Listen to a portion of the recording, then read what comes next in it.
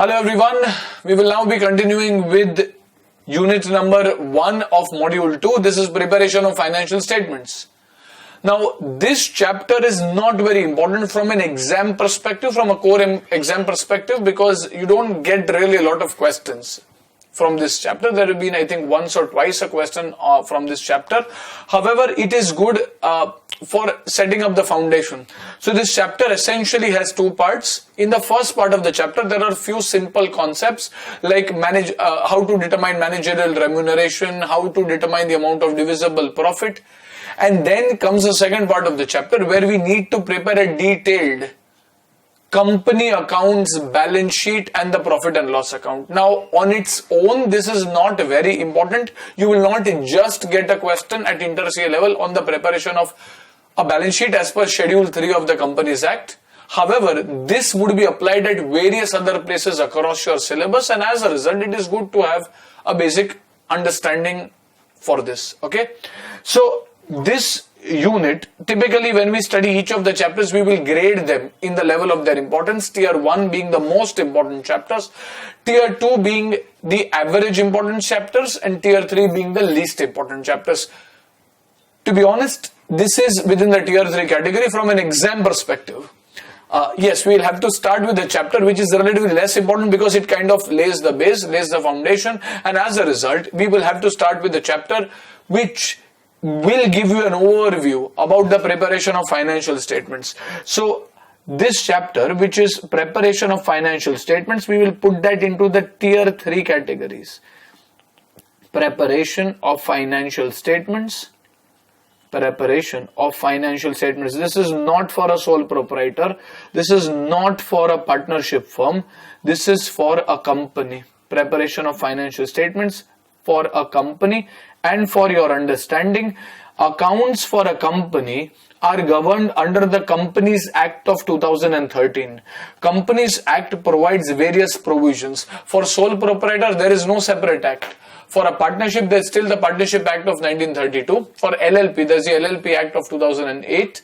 For the Companies Act, it is the Companies Act of 2013, which gives a lot of provisions which you need to follow in order to prepare the balance sheet and the profit and loss account. So this chapter is broadly divided into two subparts. In the first subpart, you will do some small concepts which are linked to managerial remuneration, the amount of divisible profit, which can come in the exam for around 4 marks each.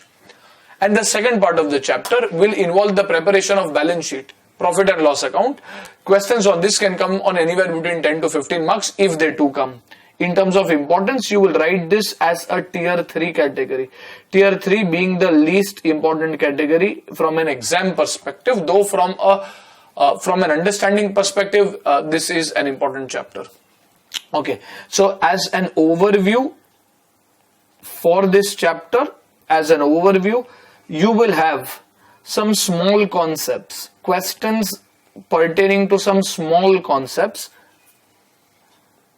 and detailed questions, small concept linked questions, so small concept questions, items like managerial remuneration, items like divisible profit will be covered over here, and then detailed financial statements. You don't need to necessarily jot this down, but this is just for understanding. Detailed financial statement. So this is in short BS, that is a balance sheet. You don't think about anything else. P&L over here. So this is the balance sheet and profit and loss. So this can come for around 4 to 5 marks each. If a question comes for around 4 to 5 marks each. And if a question comes on this, it will come for around 10 to 15 marks each. Okay. So what are we going to do today? Today we are going to focus on the small concept linked questions, and then in the next class go to the detailed financial statements which are prescribed under Schedule 3 of the Companies Act. Okay. So over here we will start with something called as a managerial remuneration. What do we mean by managerial remuneration and why do we need a separate provision? Remember, when you will open the institute study material and just glance through this, you will find a lot of theory given. you don't really need to refer to that theory. Just do what we are doing in the notes, and that should be sufficient. Wherever it has to be referred, I will tell you specifically. You don't need to refer. All the sums of the institute we will be covering. The theory, a lot of theory is given. A lot of it is linked to the legal aspects. You have to remember that you are solving an accounts paper, not the law paper. This is paper 1, not paper 2. Paper 2 के अंदर अपन अच्छा खासा law पढ़ेंगे. Paper 1, we are doing the accounting paper. Whatever is the theory which is linked to the accounting aspects, we will study. For example, there might be a definition of company given. How does it even matter in the accounting paper? That is relevant in a law paper, and hence a lot of theory would be given in the study material. All that is relevant we will be doing, and we will be writing it down, so you don't need to refer anything beyond this. Okay, so we are trying to cover managerial remuneration, and managerial remuneration is covered under section 197 and 198 of the Companies Act. So do we need to remember the section numbers? Well, not really. If you remember, well and good. Otherwise, in an accounts paper, you don't need to reproduce section numbers as such. First of all, why do we need a separate provision in the Companies Act for managerial remuneration? यार आप एक अभी qualify हो जाओगे, let's say आपका inter CA खत्म होता, you will become a CA article, you will get some stipend. Once you will qualify, you will get some salary. Salary कितना होना चाहिए? That is what you and the company have to decide. उसके लिए कोई Companies Act is not going to tell you that accountant को you can pay this much salary, that much salary. No, they are not going to tell you, because you would be, with all due respect, joining at a relatively junior position, and hence you will not have that ability to manipulate and earn a higher remuneration than what you deserve. What can happen in case of a company is, as you would have studied, companies and shareholders are two separate entities. Companies separate, shareholders separate. So legally speaking, you have Reliance Industries Limited and Mr. Mukesh Ambani. Mr. Mukesh Ambani is a separate individual. Reliance Industries Limited is a separate company. Now, Reliance is a listed company, and a lot of regulations apply. But everyone who is in Reliance Industries Limited ultimately ends up reporting to the MD and the chairman, who is, let us say, Mr. Mukesh Ambani. Now, Mr. Mukesh Ambani is not the sole shareholder of Reliance. There might be your parents, you might have some shares. There might be so many hundreds and thousands and lakhs of people holding shares of Reliance Industries Limited. Now, each and everyone cannot go in the annual general meeting and kind of question the management. So what there might be an incentive on the topmost person in a company. Topmost person in a company, let us say Mr. Mukesh Ambani, in case of Reliance Industries, to draw a inordinately high remuneration. अभी वो काम करे या ना करे, अगर वो सबसे highest person है, तो उसको अभी कौन question कर पाएगा? And as a result, we need to draw a limit. We need to draw a ceiling beyond which ideally a remuneration should not go. And if a remuneration has to be paid beyond that limit, you will need approval of the shareholders through a special resolution, and even a central government approval if a remuneration beyond that limit has to be paid. And hence such a limit is given only for the higher designated persons, because of the difference of the shareholders and the directors and the management. What might happen is shareholders might just invest shares in shares through the stock exchange. They can buy and sell shares, and उनका hard earned पैसा एक company में लगा हुआ है. Now the directors would draw an inordinately high salary irrespective of how they work. Each and every lakhs of individual shareholders are not going to be collectively in a position to go and question Mr. Mukesh Ambani. And hence, in order to protect the interest of the shareholders at large, the law says that let us draw down limits of the managerial remuneration. Let us draw down limits on the remuneration that these directors, whether it is managing director, whether it is a whole-time director, whether there is a part-time director, we'll understand what each of these mean. Let us draw down a limit on the remuneration that these personnel can draw. And if you want to give a remuneration beyond that, you will have to take approval from the shareholders in the form of a special resolution. Remember, special resolution requires 75% voting of the members present and voting, and hence that will be in the eyes of the shareholders. Otherwise क्या होता है, अभी आप एक एक CA को appoint करोगे तो डू यू थिंक हर एक ज्वाइनिंग अग्रीमेंट को आप शेयर होल्डर्स को दिखाओगे? नहीं.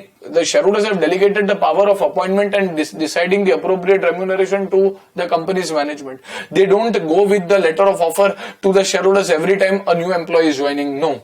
However, if the employee is a director, a managing director, in which case the law says there is a specified limit. We will study those limits, and if the remuneration is going above that limits, then you will have to take approval from the shareholders in the form of a special resolution.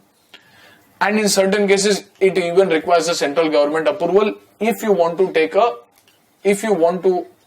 draw a remuneration greater than the limit. Okay. So what are the limits for managerial remuneration, and who are these managerial persons? Who are these managerial persons that we are referring to? Well, managerial persons can be of three types. There can be what you call as a managing director or a manager, as the case may be. So managerial person, I'll give you time to write. Currently आपको सिर्फ ध्यान देना है. Managerial personnel, who are considered as the managerial personnel. There can be what you call as a managing director. As the name goes, he is responsible for managing the affairs. The most important of the directors, managing director, MD अपन बोलते हैं. Managing director, also called as the manager. He will manage everyone. Then comes the whole-time directors. We will discuss what they mean. Whole-time, or also called as executive directors. Whole-time directors. And then you have part-time directors.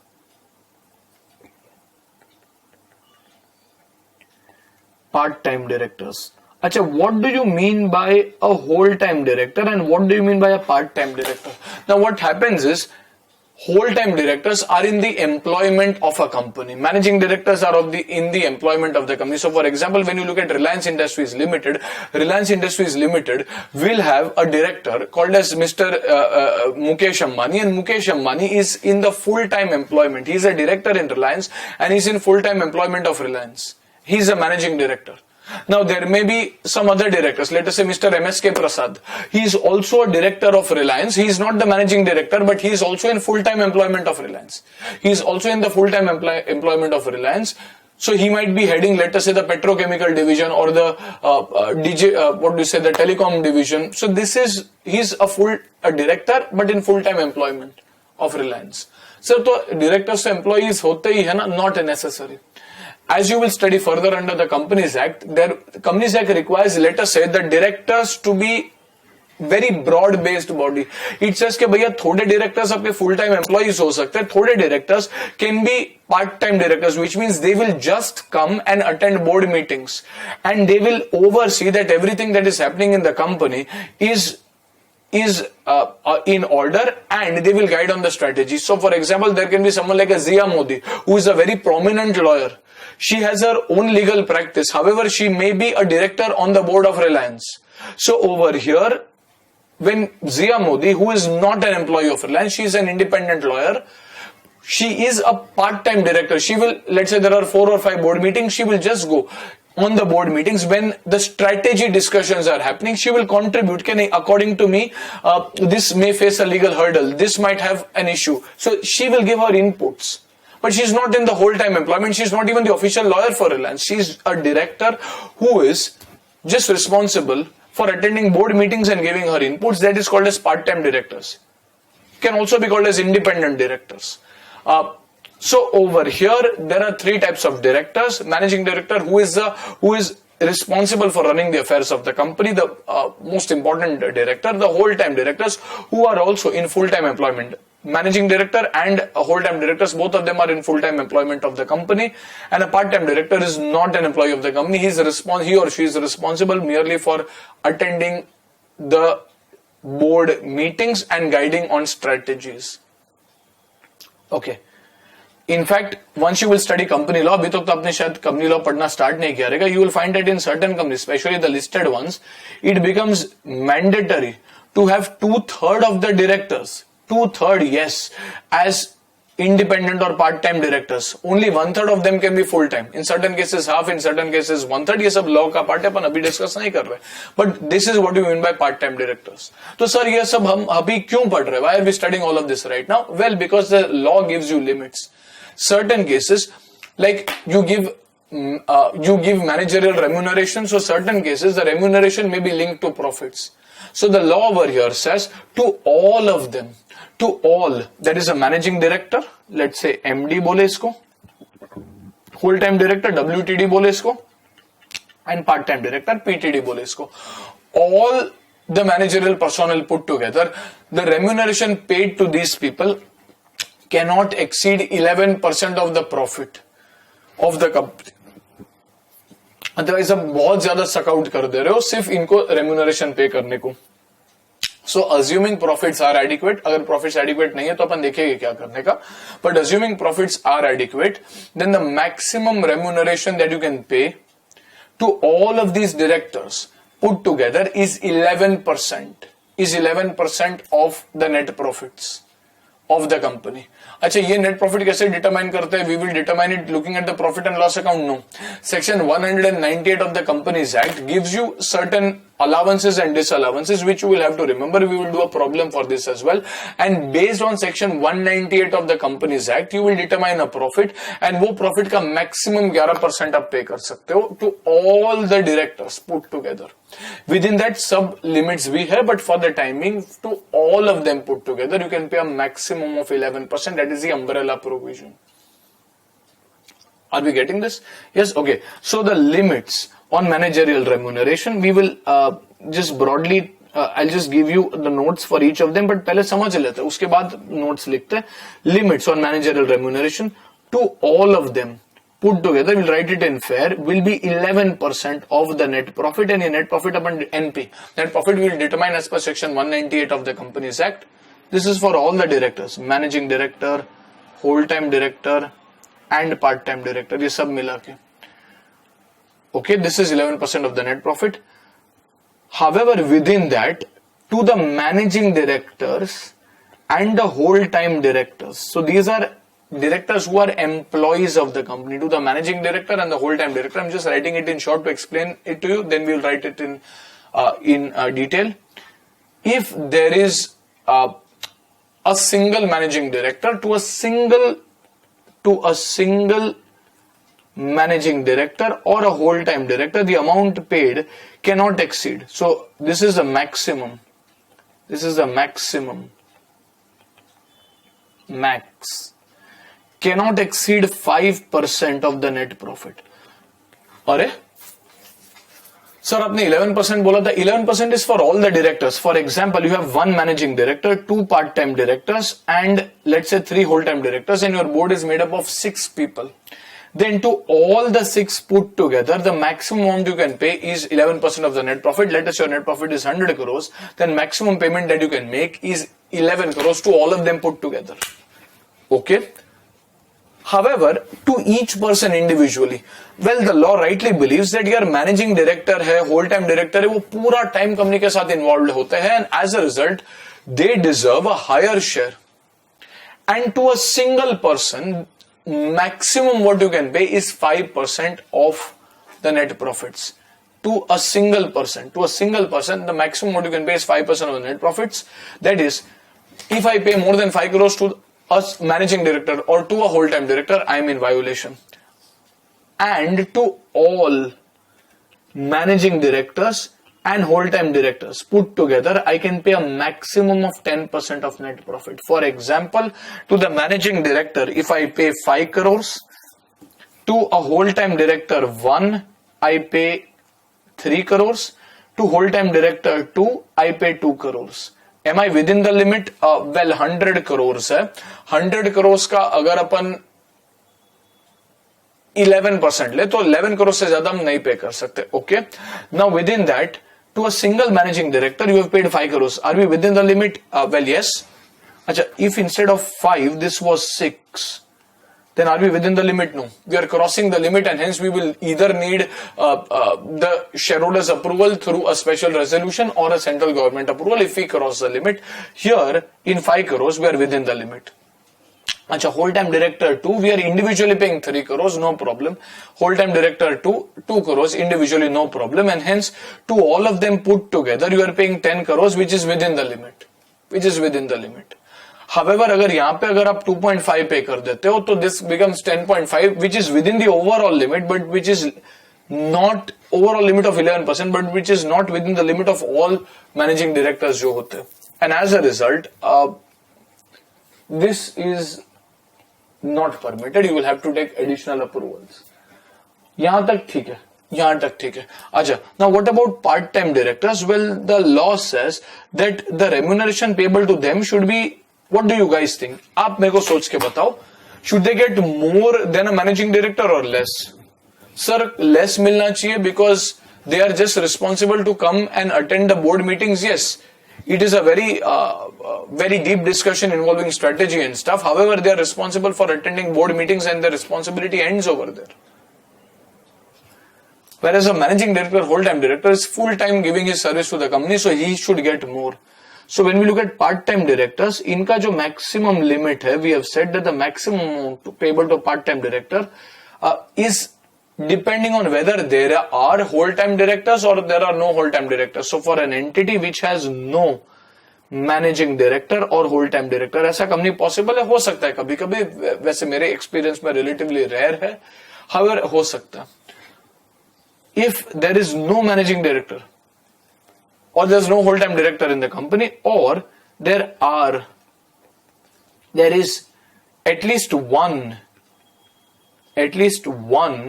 managing director or whole-time director, कोई तो full-time employment में रहेगा ना, who will shoulder all the responsibilities. So if there is at least one managing director or whole-time director, then the remuneration payable is total to all part-time directors, it is 1% of net profit. अपने को लगेगा कि यार सिर्फ इतना सा, अरे बेटा रिलायंस का 4,000 करोड़ का नेट प्रॉफिट होता है, अगर आप 3,000 करोड़ का 1% निकालो, अपनी तो नहीं आ पार 30 करोड़ का रेम्यूनरेशन आता है. तो वैसा नहीं है, 4-5 मीटिंग अटेंड करने के लिए अपने को अच्छा खासा रेम्यूनरेशन मिल जाता है. सो it is wrong to believe that this is less. 1% of net profit generally is also quite sizable for big companies, and this is the ceiling. However, if there is no managing director, then they are bearing the burden, but then they are still not employees of the company. They are representing the board, and board is passing a resolution. Board would have delegated the powers to, let us say, the CEO, CFO, etc., who may not be directors, but they are now shouldering more responsibilities. So the law allows them to take 3% of net profits. Net profits calculate कैसे होते हैं? So that is under section 198 of the Companies Act. And we will discuss how to calculate that, but these are the limits assuming you have adequate profits. Okay, so what we will also do is we will always discuss provisions and then write it down. We have specifically kept the writing part, even if it takes some bit of time, because when you write down stuff, it slows down the matter, and it kind of absorbs much more easily. So आपके mind में काफी अच्छे से settle होता है in the time while you are writing. So let us jot this down. Give the heading. Presentation of financial statements.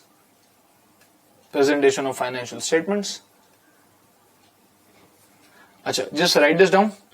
Overview. Chapter में क्या आएगा? Small concept questions. This will be for 4 to 5 marks.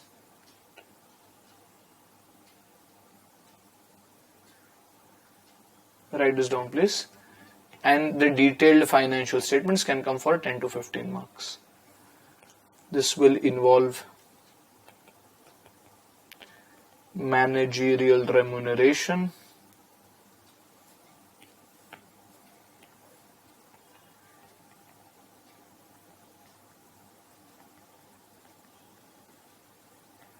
/ divisible profits.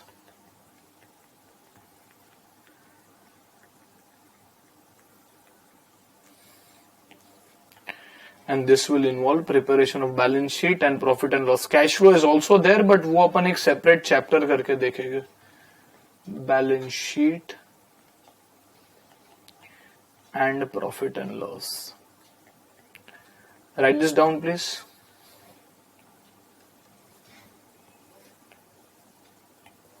सिर्फ इतना part लिखो.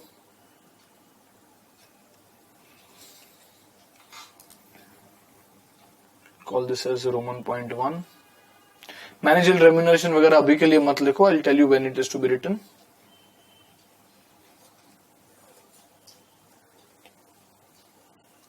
Just a second. I'll just pull this down.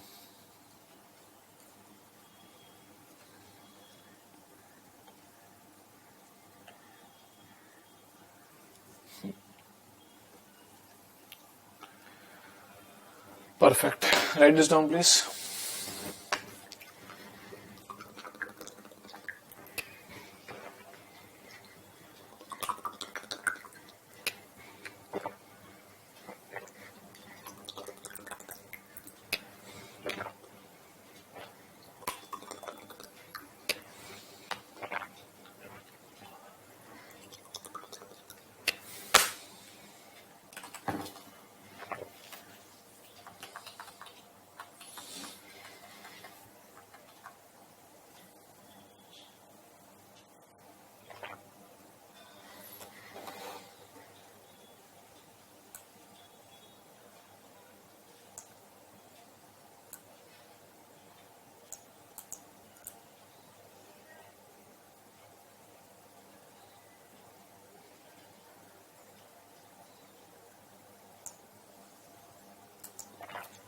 Okay, so if you're done, well and good. Otherwise, just pause the video and finish the stuff.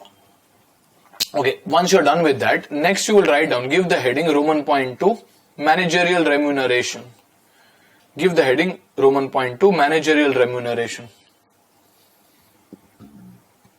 So अपन अभी managerial remuneration के section पे जा रहे. Managerial remuneration.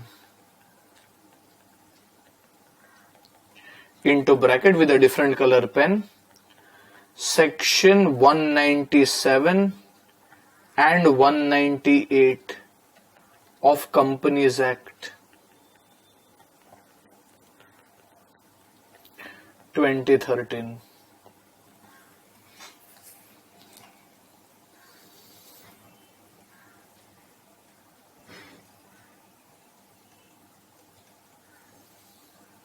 Okay, once we are done with that, below that a couple of points we will write down. Point 1, पहले तो अपन ये part को अपन समझने का ट्राई करें कि भैया मैनेजरियल रेम्यूनरेशन में मैनेजरियल पर्सनल कौन होता है. हम सीए बन के जब भी when we will become accountants of a company और internal auditors of company, will that be a managerial personnel? No. So पहले अपन देखेंगे मैनेजरियल पर्सनल में कौन कौन है. Just write this down. Limits अभी के लिए आप मत लिखो.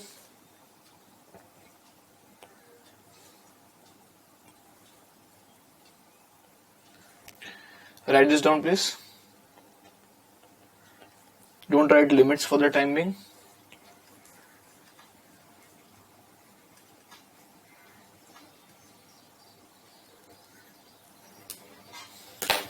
Prepare this. इसके नीचे अपन लिखेंगे. We'll briefly explain what each of these mean.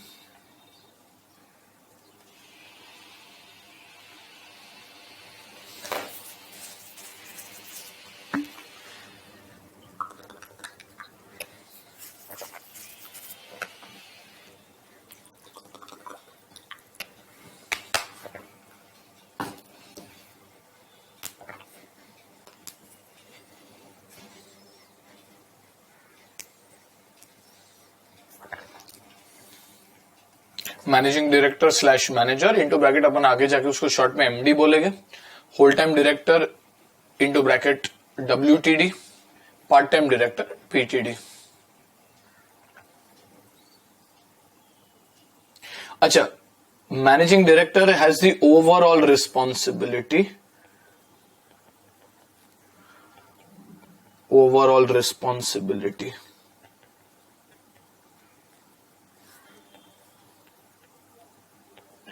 of company. Acha, managing director is in the full-time employment. Remember, for your understanding, he is always full-time employee, full-time employee of the company. Whole-time directors are usually responsible for certain divisions or segments or certain business areas. Responsible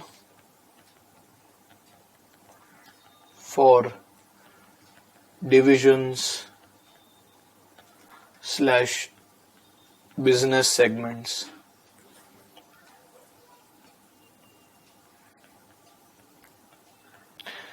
जैसे division heads वगैरह रहता है वो भी कितनी बार directors बन जाते हैं.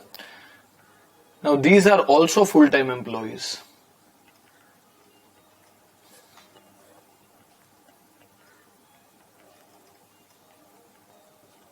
These are also full-time employees. And part-time directors, they are responsible for only attending board meetings and guiding on strategy. These are part-time employees. These are not employees. Attending board meetings, board of directors जो रहता है, attending board meetings and guiding on strategy.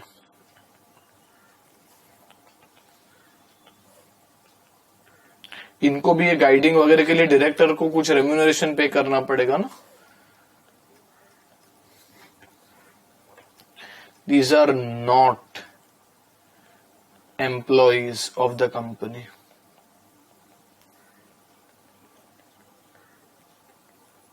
These are not employees of company.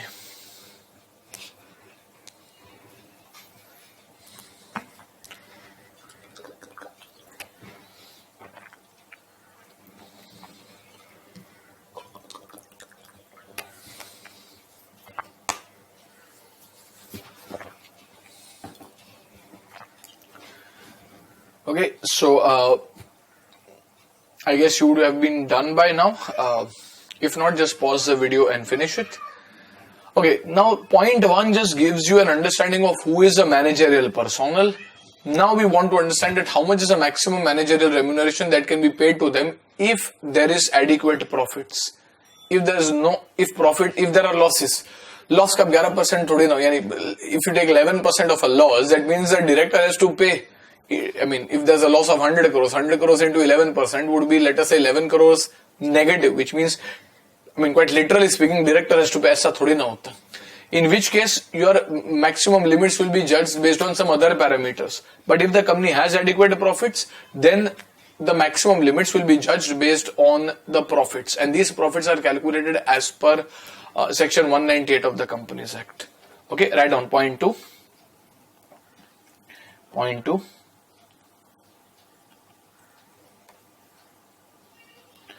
Limits on managerial remuneration.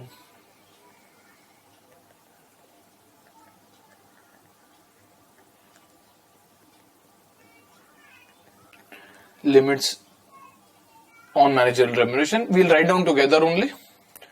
Hyphen. In case, with a different color pen. In case company has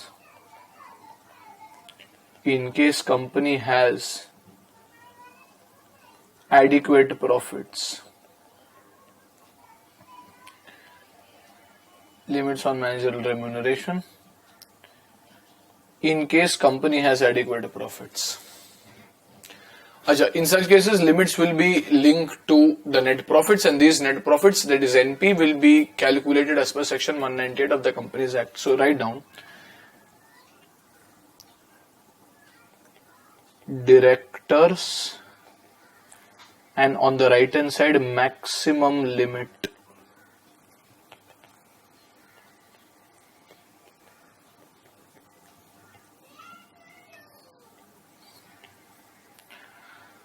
So this is all directors. अच्छा, all directors में कौन कौन आएगा ये point 1 करके आप लिखोगे, साथ में लिखेंगे what all will come, who all will come. Well, the MD will come, the WTTD will come, and the PTD, part time director, whole time director सब आ जाएगा. The maximum limit is 11% of net profit into bracket NP.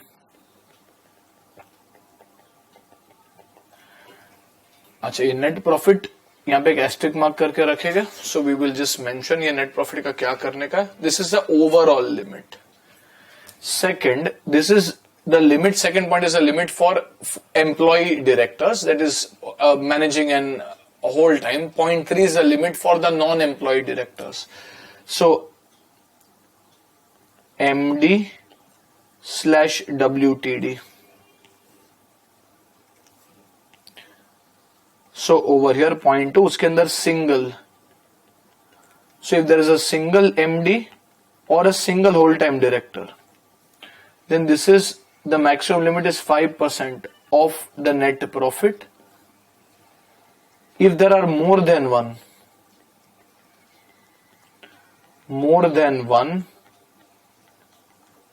MD / WTD, then कुछ याद है अपने को overall limit कितना था? 10%. Sir overall limit was 11%, but उसके अंदर तो पार्ट टाइम डायरेक्टर्स भी आ गए. This is 10% of net profit. All the conditions have to be satisfied, okay? And then point 3, PTD, part-time directors. Acha, in case there is no MD / WTD, it's a very rare case, but in such case you are responsible for you carry a greater responsibility. So this is 3% of net profits. And in other cases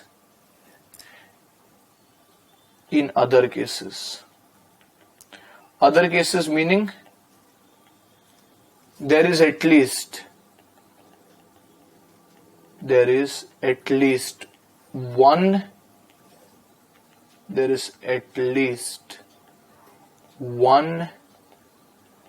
MD or even a whole time director, even that is fine. In which case this will be 1% of the net profits.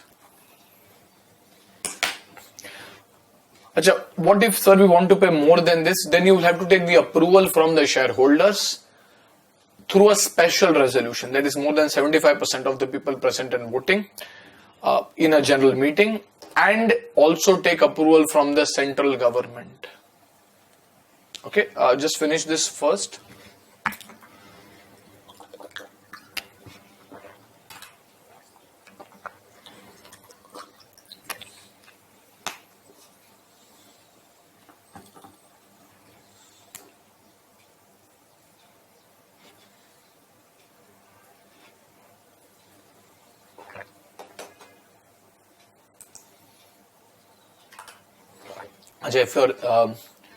If you're still to write down something, pause the video and finish it. Otherwise, we can proceed. Write down below this. In case a remuneration is payable, same point के अंदर, in case a remuneration is payable beyond these limits. In case a remuneration is payable beyond these limits,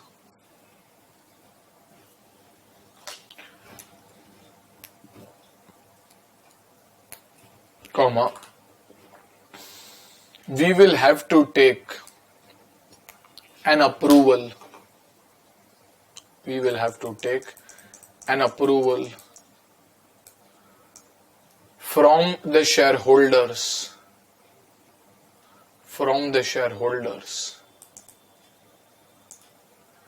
In the general meeting.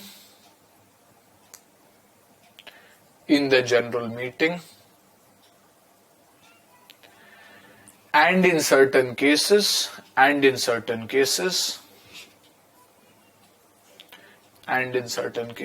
comma, central government approval is also needed.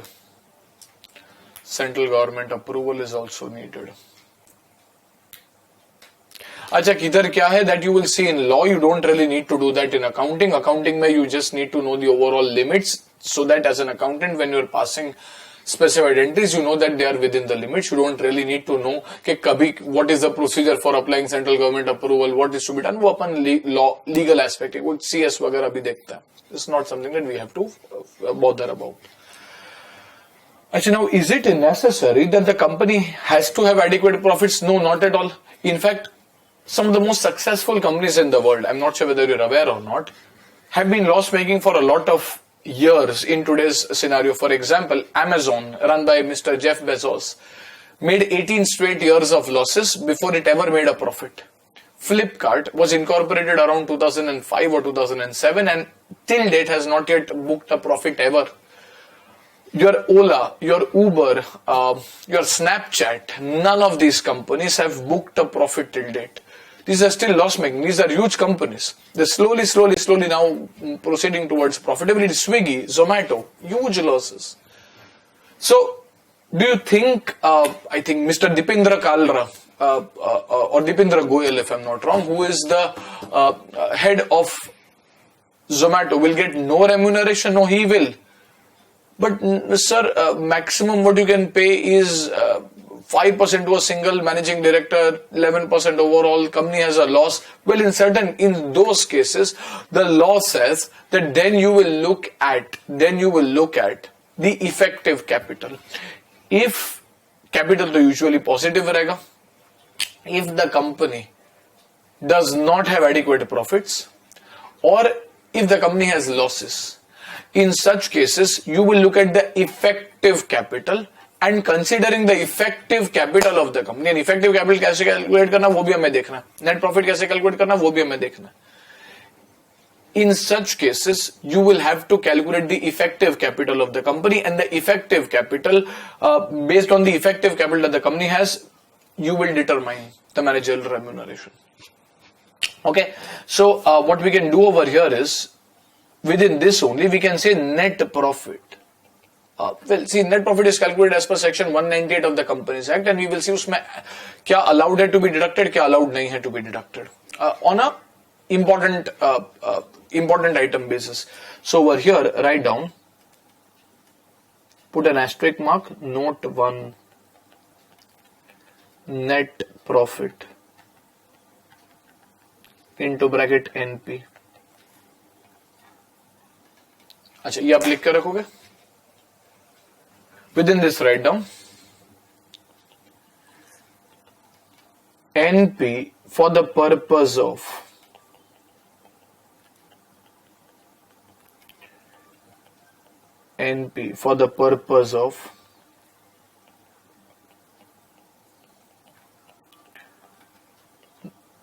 the above limits,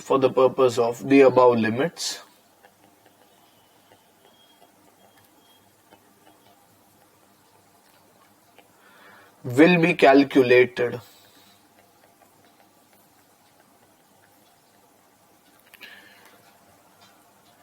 as per section 198. The different color pen, you can give the section number, section 198 of Companies Act. This is not the net profit that will be appearing in your books of accounts. No, this will be net profit as per the Companies Act. So there are certain items which the Companies Act has specifically told you to include. There are certain items which it has specifically told you to deduct. Certain items which has specifically told you not to include. Certain items which has specifically told you not to deduct. Usually this is net profit. So net profit is after gross profit. So typically gross profit se aap start karoge. So you, while calculating net profit, you will start at gross profit, and from the gross profit you usually have to deduct expenses, the operating expenses. So something like rent, something like advertisement, something like salaries, all of these are going to be deducted in order to calculate net profit. The standard says, okay, that is not a problem. However, there are certain items which it specifically says should not be deducted. For example, income tax. Ideally, net profit is calculated after tax. Yes, but यहाँ पे under 198 we say कि यार हमें managerial remuneration के लिए जो determine करना है, let us keep tax aside. Tax तो हमें government को ऐसे भी pay करना है, let us keep tax aside. So this is before deducting income tax. Point number 1. Point number 2. I will just write out in fair everything. I'm just giving you the important things that you will understand. The next question arises, should you deduct interest or not? Of course. The law says, well, you deduct all expenses. There's no problem. Deduct all expenses, administrative expenses like accountant salary, वगैरह सब कुछ deduct करो. selling and distribution expenses, advertising, deduct everything. Do not deduct income tax. Additionally, you should also remember that यहाँ पे interest आ सकता है. Should you deduct interest? Yes, of course. Interest, whether it is on debentures, whether it is on loans, whether it is on deposits, does not really matter. Interest should be deducted. It is also an expense while calculating profit. The dilemma arises कि what about managerial remuneration? Well, the standard over here says कि कितनी बार आप directors को fees pay करते हो और एक remuneration होता है. So the directors fees that you are paying, please pay attention to this, the directors fees that you are paying will be deducted, but managerial remuneration तो अपन derive करने का try कर रहे हैं. So you can't deduct managerial remuneration where the objective of this entire exercise is to find how much is the maximum limit for managerial remuneration. So नहीं समझ में आ रहा. What are directors fees?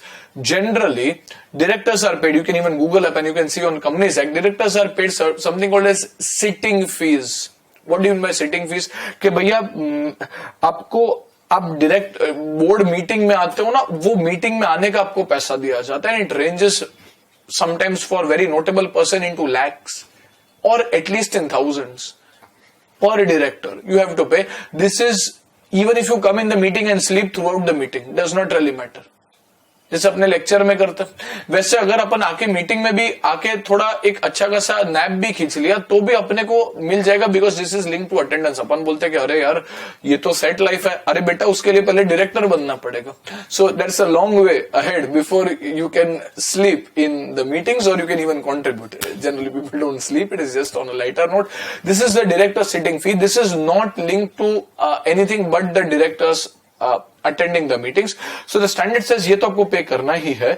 This is remuneration. Remuneration is the part that you are paying as a compensation.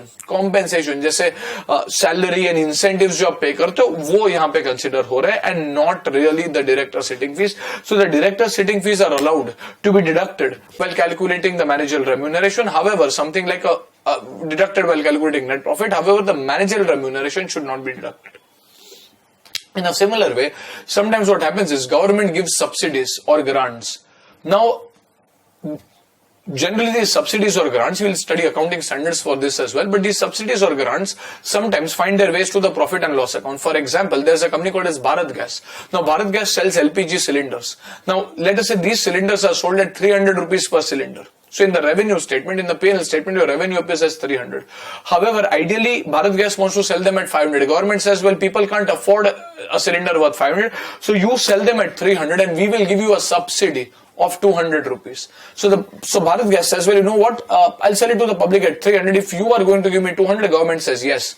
And hence that 200 received on sale of each cylinder from the government is a subsidy. So should a subsidy also be included? The law says yes.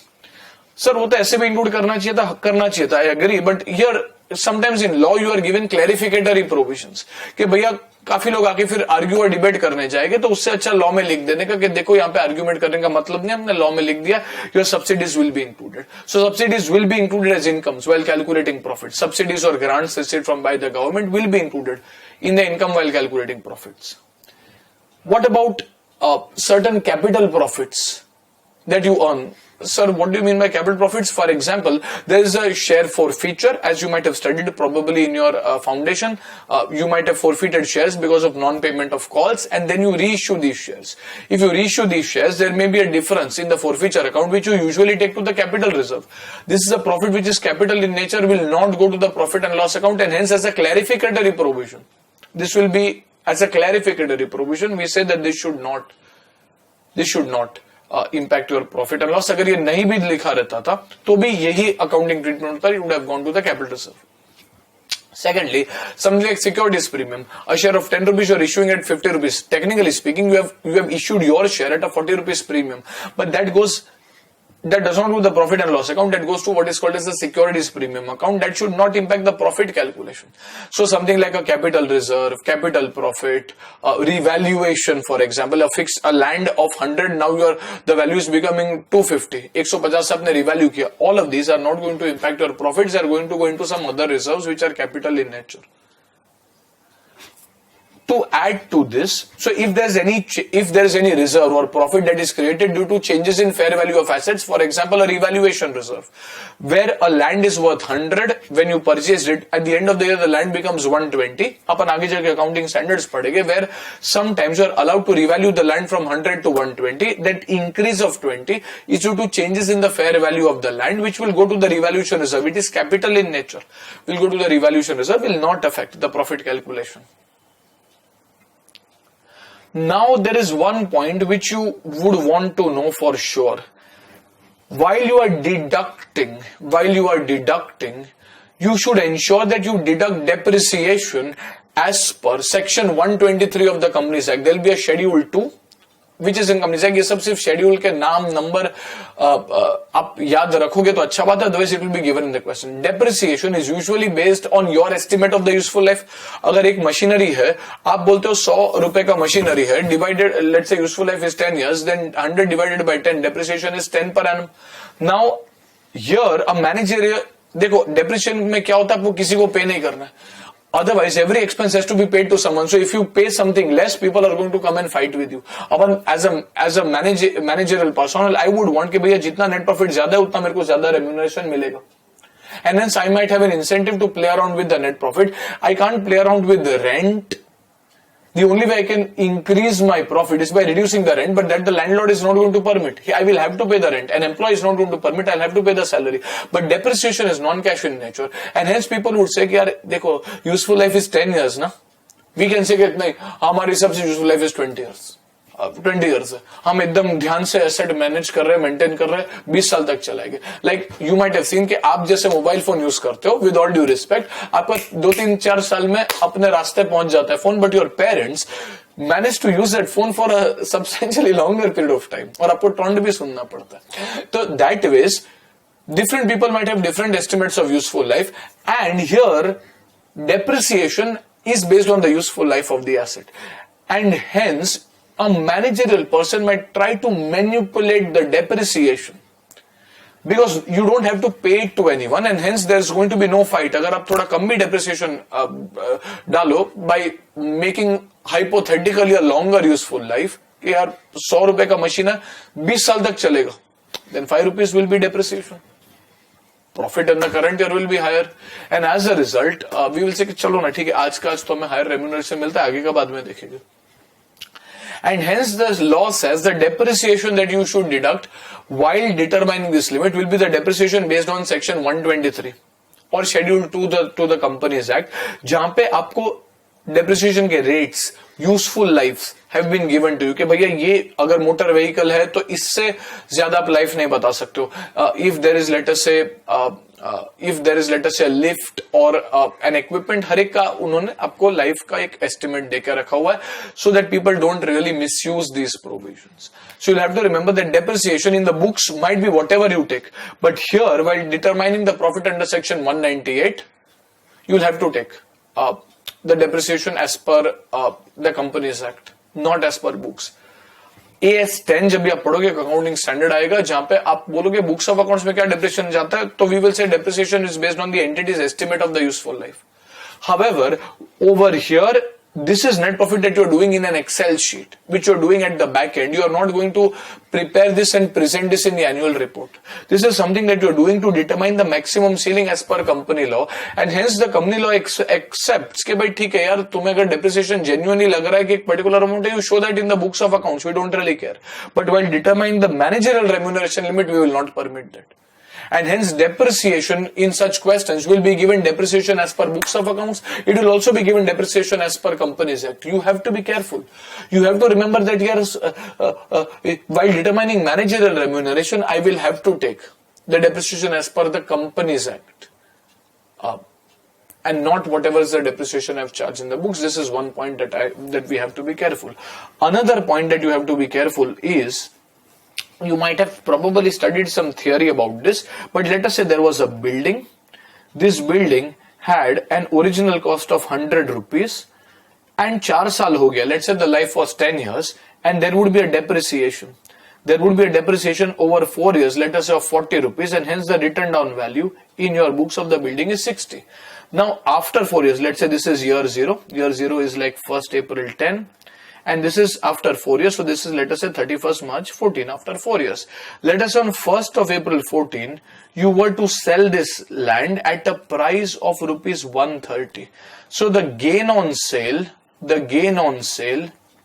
over here would be, if you go to see 130 minus whatever is there in your ledger, that is 60, and hence the gain on sale is 70 rupees. अच्छा, आप books में 70 rupees profit and loss में लेके जाओ, किधर भी लेके जाओ, उसका लेना देना नहीं है. However, when you look at the Companies Act provisions, the law says that out of this profit, 40 rupees, the 40 rupees is like reversal of depreciation, and the remaining 30 is capital in nature. When you look at the profit is 70, but ये 70 में से जो 40 rupees है वो पास में depreciation गया, depreciation has gone in the profit and loss account. Now I've recovered money. Ideally I should have got 60 only, because as per the books the value is 60, but I managed to get 130. So that depreciation that you have debited in the P&L, it is kind of recovery of an expense that you have already charged in the P&L. So since 40 of depreciation costs had gone to the P&L, this 40 can be treated as revenue in nature and can also be taken to the profit and loss account. However, this 30, which is the difference between 130, that is the selling price, and 100, that is the original cost of the building. Building is capital in nature. Inventory, you are in the business of buying and selling inventory in the ordinary course of business. You are, let us say, in the business of manufacturing, let us say, these mouses. अभी ये mouse आपको अगर जैसे Logitech वगैरह काफी सारे companies होता है, आई बॉल, आपका बिजनेस है ये माउस बेचने का, ये वाला माउस, ओके, बेचने का. इन which case gain on selling the mouse is taken in your profit and loss account. However, if you bought some land and you are selling the land at a future date, that is still profit, but that is capital in nature, and hence Companies Act says that under section 198 we will consider only these profits on sale. Profits which are capital in nature, that is, long story short, that is profits or losses. This can even be losses. Profits or losses which are capital in nature have to be ignored. बोलने के लिए 70 का profit है, but वो 70 में से 30 is capital in nature. That is profits over and above the original cost. That is capital in nature. You have to ignore that. You will not take that into your assessment. भले आपने books of accounts में जो भी किया है, for calculating managerial remuneration, you will take only 40. This is only for the purpose of calculating managerial remuneration. I will again repeat. What you will do in your books of accounts will be dependent on accounting standards that we are going to study, which the institute has issued, ICAI, your beloved ICAI has issued. Okay, so the logic is this is capital in nature, and हमें capital profits and capital losses यहाँ पे नहीं चाहिए. We are going to determine the profits based on your regular revenue incomes and revenue expenses. Okay, so we will write down these few items. To be honest, this is not very important, but well, you can get a 4-mark question, and this is easy scoring if it comes. So let's quickly jot this down. ये अपन ने पूरा लिखा है. अभी एक next page पे, if you have less space, I'll just continue it on the next slide. We just write down what is to be deducted, what cannot be deducted, what is to be added, what cannot be added. So over here, on one side you can say incomes, other side expenses. Incomes में allowed to be added.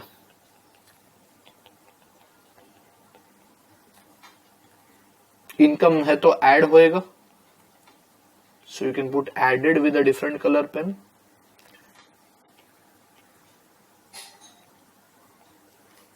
And expense है तो deduct होगा. Allowed to be deducted. You will have more items in expenses, less items in incomes.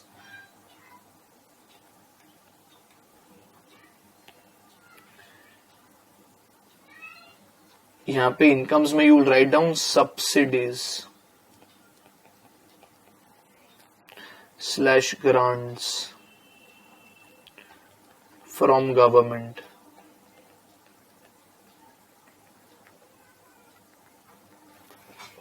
subsidies slash grant from government.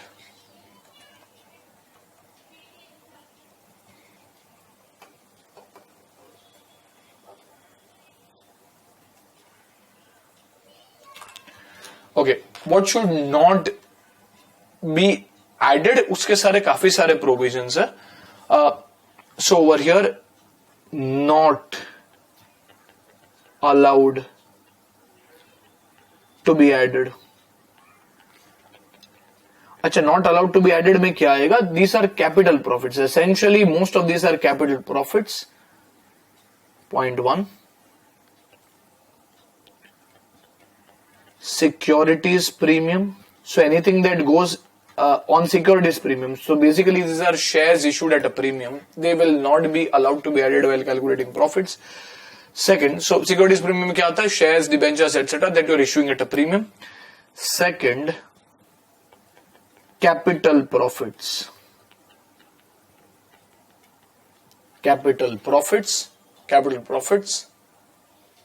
अच्छा, capital profits can arise on issuing or reissuing forfeited shares, or capital profits can arise on revaluation of assets, whatever it is. Point 2, capital profits.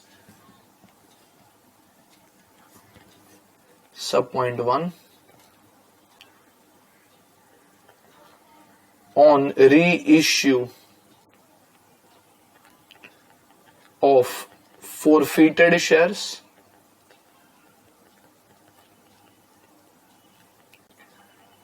on reissue of forfeited shares. Sub point 2, revaluation.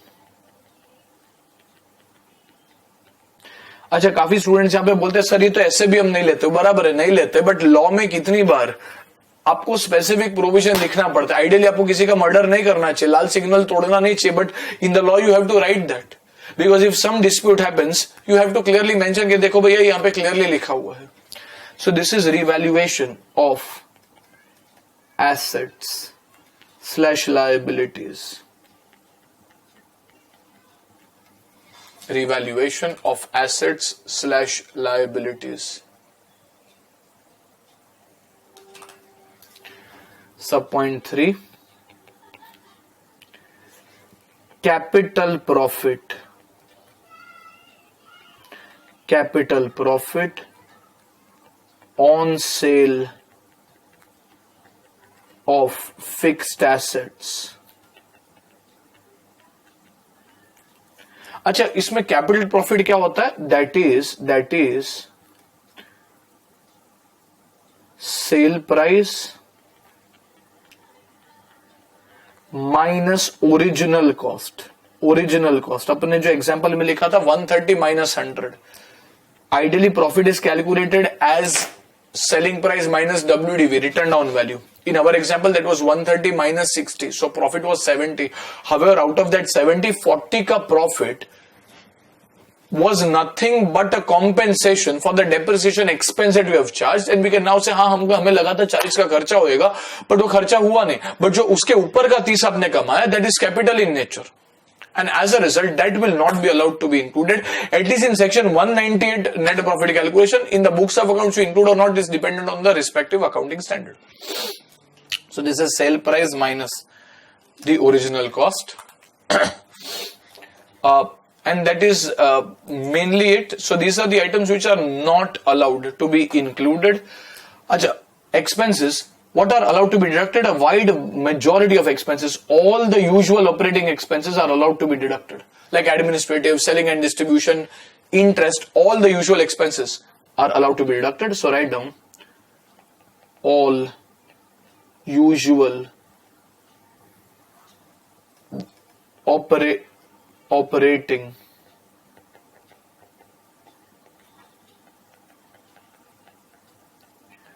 all usual operating expenses into bracket administrative comma selling comma other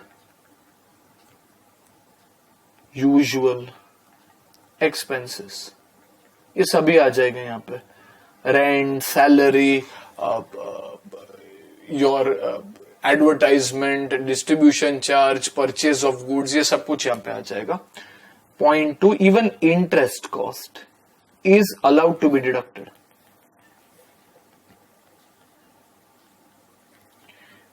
Interest expenses or interest cost is also interest is usually financing in nature, so even that is to be allowed to be deducted while calculating. To your staff, what you're saying, paying as bonus, commission, ये सब आपको जाएगा. Directors fees, directors sitting fees, what you call, is allowed to be deducted.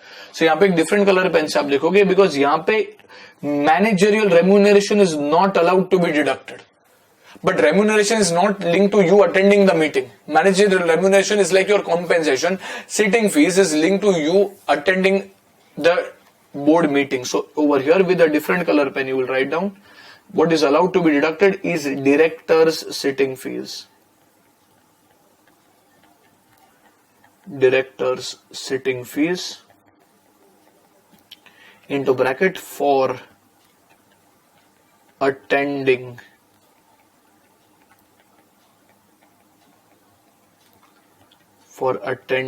board meetings. For attending board meetings. This is allowed to be deducted. Okay.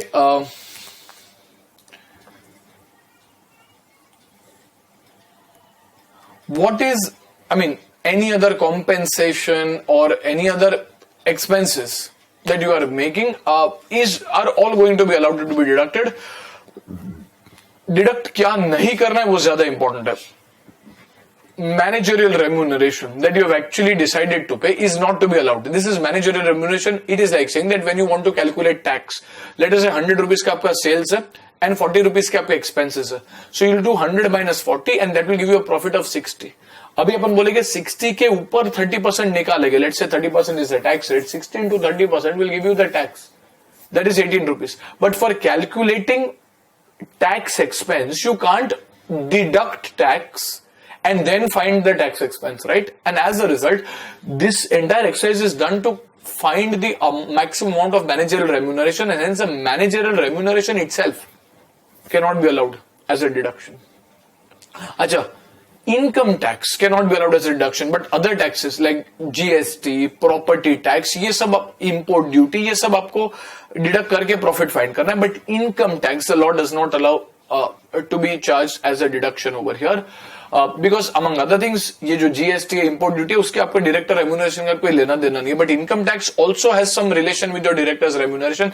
If your managerial remuneration is high, your profit before tax is lower, and hence your income tax will also be lower. If your managerial remuneration is low, your profit before tax will be higher, then income tax will also be higher, and so on. Income tax is profit before tax, उसके अंदर managerial remuneration भी deduction मिलता है. And capital losses, if any, or losses on revaluation of assets. जैसे revaluation इसके opposite item है. अगर revaluation का profit included नहीं है तो revaluation के losses भी included नहीं होने चाहिए.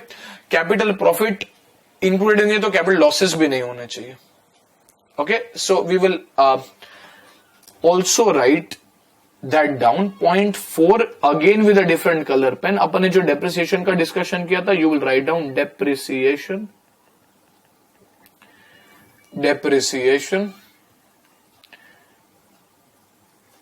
as per section 123 of Companies Act into bracket ignore depreciation as per books. As per books of accounts. अच्छा, books of accounts में same है तो tension ही नहीं है. But if it is different, you have to remember that you will have to take the depreciation as per the Companies Act and not as per the books. Okay. Then you will have not allowed. अच्छा, इसके अलावा दूसरे भी items आ सकते हैं जैसे compensation paid etc. all other working expenses will come. So this will be, let us say 0.5 भी आप लिख के रखो, other expenses like bonus / commission to employees into bracket other than directors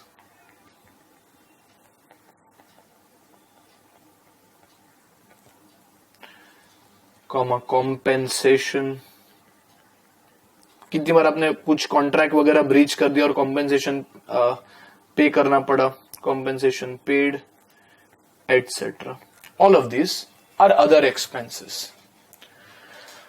अच्छा, then you have not allowed. ये important है, not allowed to be deducted.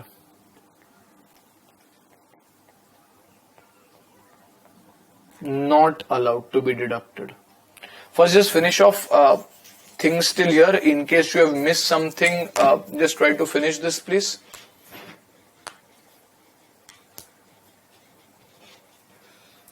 अच्छा, इसके बाद not allowed to be deducted. Point 1 will be managerial remuneration. This will not be allowed to be deducted. We will also apply this in a problem, so आपको थोड़ा better समझ में आएगा. Point 2 would be income tax. Only income tax. Remember, for your clarification, you can write down that other taxes like property tax, GST, import duty are allowed to be deducted. Other taxes like property tax, comma GST, comma import duty, etc. are allowed to be deducted. ऊपर अपना लिखने का रह गया. Are allowed to be deducted.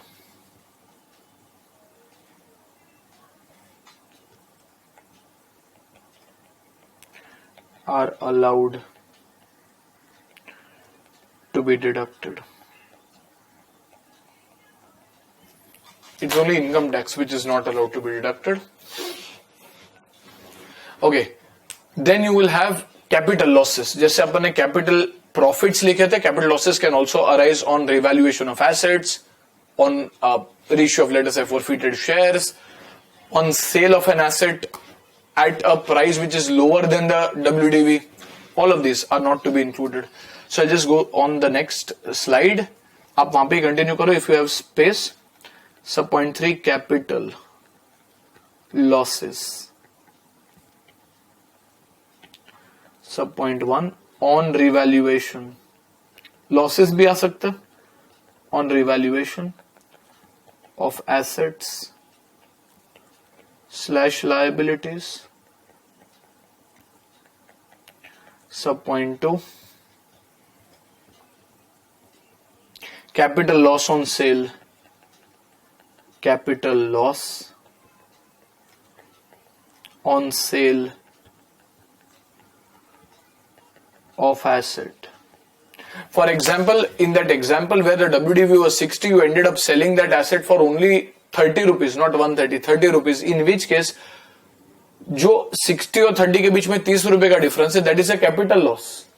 इसके पहले जो depreciation चले गए वो तो वेयर एंड टेयर का था, वो खर्चा है. उसके ऊपर जो लॉस है that is capital loss. Capital loss on sale of asset. This will also be ignored.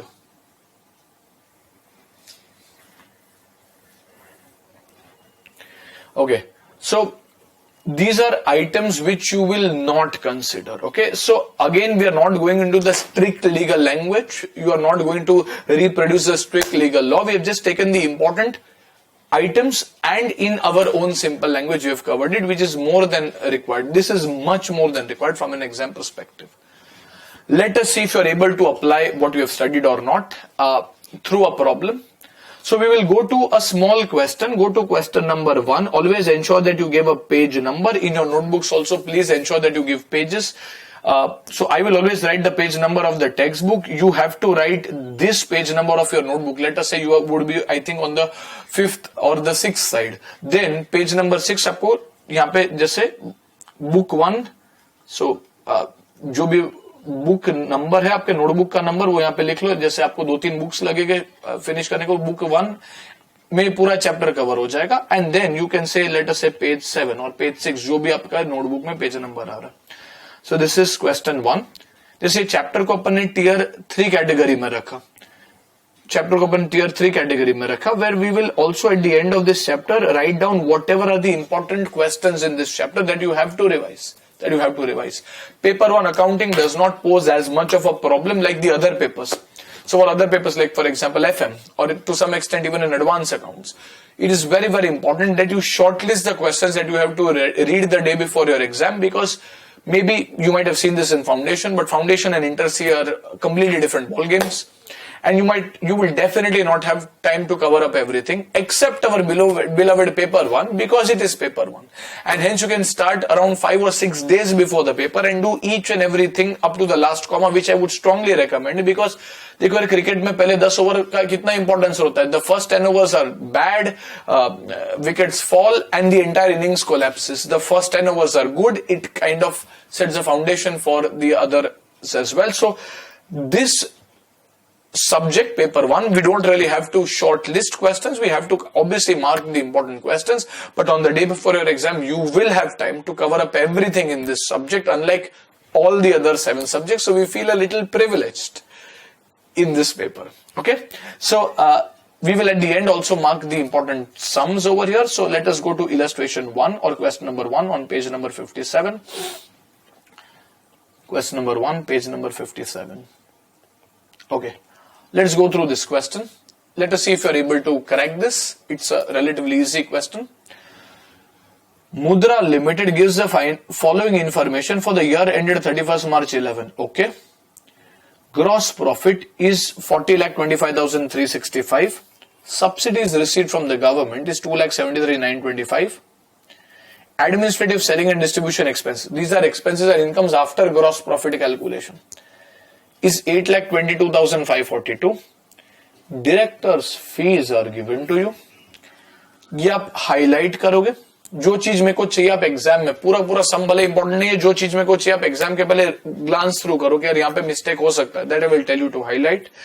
Directors fees are 1,34,780. Interest on debentures, managerial remuneration, यहाँ पे दोनों अलग दिया हुआ है, is 2,85,350. Depreciation on PP again given as 5,22,543. If you are carrying a highlighter, highlight these items. Provision for taxation, transfer to reserves, transfer to general reserve, transfer to revaluation reserve. यार ये तो हम बोलते हैं अप्रोप्रिएशन है. These are appropriations. जैसे in a partnership there is a drawings. When you are doing drawings, that is not an expense, right? अब partnership के पार्टनर्स के कैपिटल अकाउंट्स में से ड्राइंग्स डायरेक्टली रिड्यूस कर देते हैं. अपन ऐसा नहीं बोलते भाई पार्टनरशिप में 500 का प्रॉफिट कमाया, फाइंड का ड्राइंग्स किया तो there is no profit during there. No, there is a profit of 500. However, that profit is drawn out, so there is no retained profit. Partners के कैपिटल सेम रहेंगे. In a similar way, when you're transferring to general reserve also belongs to the shareholders. So you're transferring from one pocket to another pocket, and as a result, there is no real loss or a cost. This is an appropriation. हर एक चीज section 198 आपको नहीं बोलता है, वो बोलता है भैया आप पढ़े लिखे हो, आप we are just giving a clarificative thing, ये इंक्लूड होना चाहिए, ये नहीं होना चाहिए. बट अभी हर एक चीज हर एक कंपनी का अलग अलग हो सकता है. We can't go line by line and say this has to be included, this has not to be included. Your general judgement has to be applied. And as per that, the transfer to a general reserve as well as the transfer to investment to an investment revaluation reserve, these are appropriations. They're not really expenses. You're transferring money from one pocket to another pocket. Okay. Then you have depreciation on fixed assets as per Schedule 3 of the Companies Act of 5,75,345. ये चार चीज आपको खास ध्यान रखना है. You are required to calculate the maximum limit of the managerial remuneration as per the Companies Act.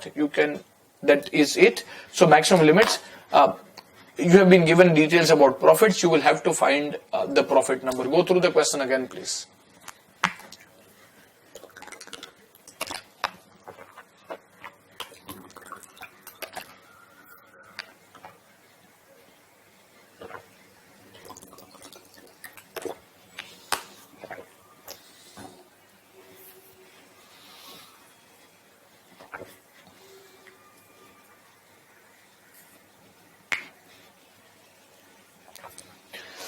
Okay, I guess you would have gone through the question. In order to calculate the limits, you will have to find the net profit, and net profit is as per section 198 of the Companies Act. In that, what should you consider? We'll go one by one. Upon fair solution बाद में करते, पहले discuss कर लेते. Should gross profit be considered? Well, yes. Gross profit is purely operating in nature. यहाँ पे आपके sales आएंगे, यहाँ पे आपके expense आएंगे, which are operating in nature. COGS, cost of goods sold जैसे. So obviously you will take this. Yes. Subsidies from government लेना चाहिए. Law आपको specifically बोलता है लेना ही है. So you will add. Administrative and selling expenses you are allowed to deduct. You want to calculate net profit as per section 198 and not gross profit as per 198. So obviously इसमें administrative expense is like accountant salary, audit fees, selling and distribution expense. Selling expenses like advertising, sales promotion. Distribution expenses is like your sales commission that you are paying for distribution will be deducted. Directors fees. Well, the law says directors fees unless otherwise. You know the directors sitting fees which you can deduct. It is just that the remuneration you cannot. Is this directors remuneration? That is their salary, their bonus? No. This is fees for attending the meeting. And as well, this is allowed to be deducted. Interest on debentures also allowed. Managerial remuneration, sir, ये तो हम calculate करने का try कर रहे हैं. So this should not be allowed to be deducted. No. Depreciation on property, plant and equipment. As such, this is 5,22,000. As per Companies Act, this is 5,75,000. You will have to take the one as per Companies Act, and hence this you will not deduct. And ये जो 575 है, ये हमें deduct करना है. 522, 543 हम नहीं deduct करेंगे. Provision for taxation, well, unless otherwise given, it is always income tax. Again, you will not deduct. Transfer to general reserve, transfer to investment allowance reserve, you will not deduct since they are appropriations. Depreciation as per Companies Act you will deduct, and that will give you the profits. ये profits का आप 11% निकालो, that will give you the overall limits. Now we don't know whether there are managing directors, whole time directors. अगर आपको बोला रहता था तो अपन लेते थे. यहाँ पे तो कुछ बता ही नहीं है कि whether कितने directors है, कितने part time, कितने whole time. Is there a whole time? Is there no whole time? Is there single, more than one? We don't know anything, and hence we will just calculate the overall limit like what the institute has done and leave it over there. Once you have the profit, it is just a matter of applying the limits. Okay, so write this down. Write down question 1.1. Calculation of net profit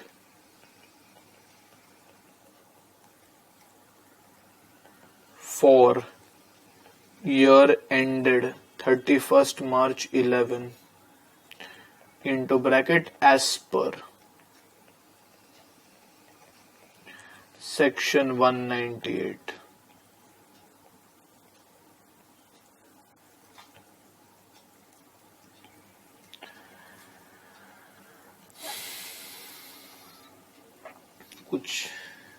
So there will be particulars.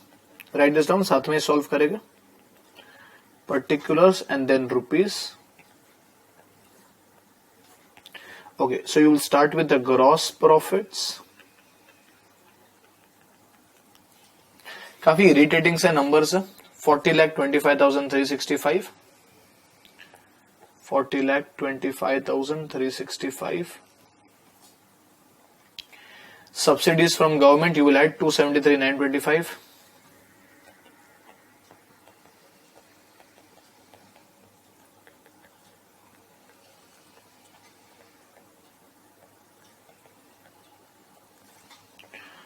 $273,925.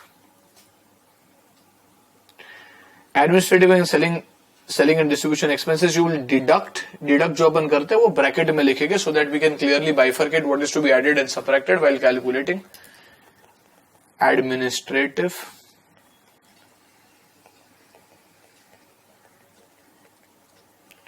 comma selling and distribution.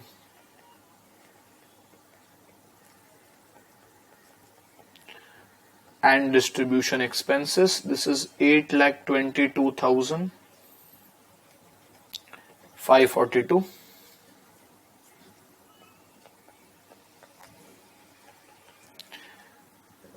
Then you will have directors fees. ये अपन different color pen से लिखेंगे. So when you are revising also ये चीज के ऊपर आपका खास नजर जाता है. अपन ने question में भी उसको highlight किया, solution में उसका impact अपन emphasize करेंगे. Directors fees 134,780.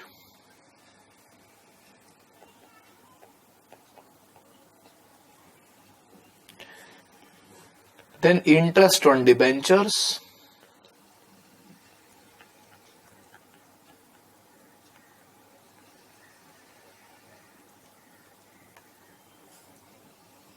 $31,240.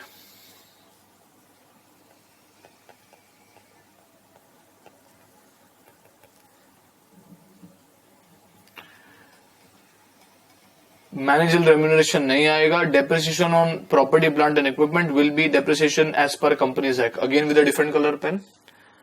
Less depreciation as per Companies Act. अच्छा, सेक्शन 123 tells you कि भैया तुम शेड्यूल 2 करके एक शेड्यूल है वो देखो, उसके अंदर का डेप्रिसिएशन लेना चाहिए. As per Companies Act, which is 5,75,345. अच्छा, managerial remuneration you will not deduct, provision for tax, all of these items you will not deduct. Okay, and you will get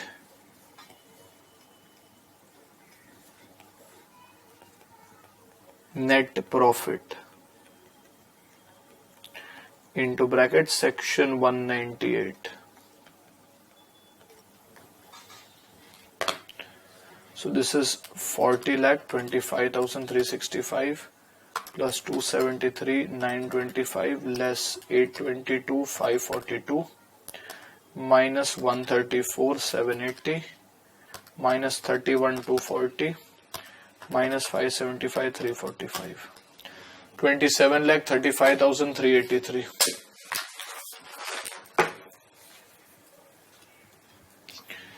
$27,35,383.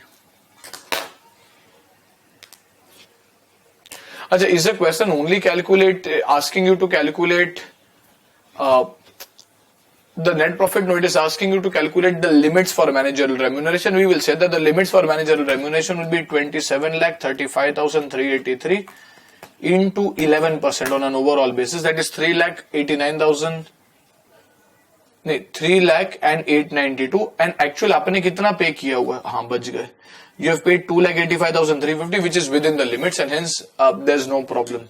Individual limits cannot be tested because we do not know the breakup between the managing directors, part-time directors, etc. So write down point 2. Point 2. Maximum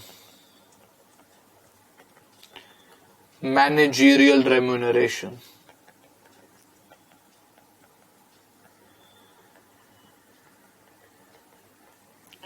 Maximum managerial remuneration equals 27,35,383 into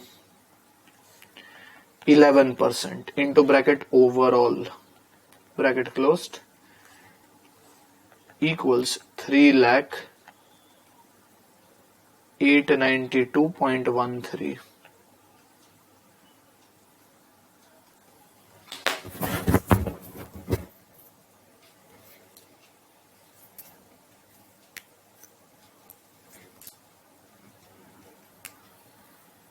We are just asked to calculate the maximum limits. We are not asked to comment on whether this is within the limits or not. But for a reference, we have paid 2,85,350, which is within the maximum limits.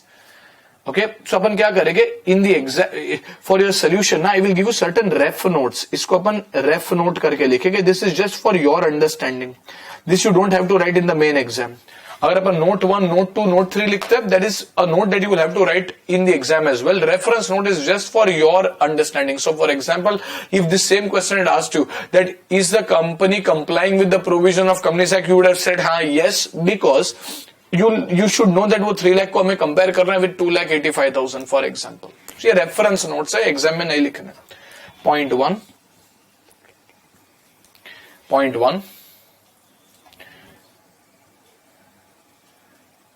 Mundra limited is complying, Mundra या मुद्रा जो भी है, मुद्रा limited is complying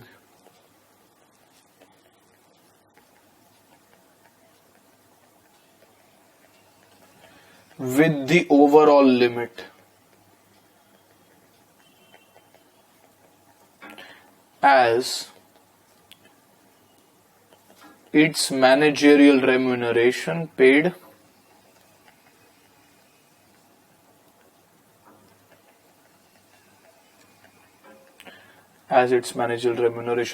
into bracket 2,85,350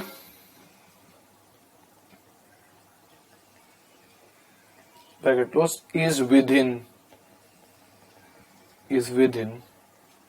limit, full stop. Individual limits cannot be checked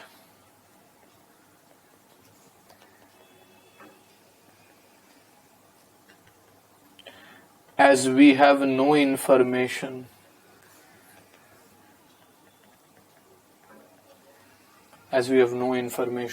about MD/WTD/part-time directors. आपको उनका ना individual remuneration कितना है वो पता है, ना ही वो है या नहीं है वो भी आपको नहीं पता.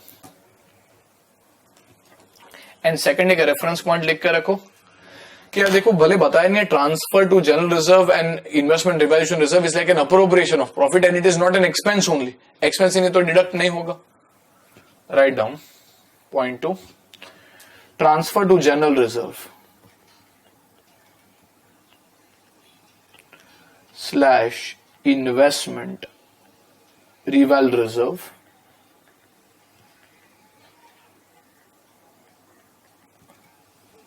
are appropriations.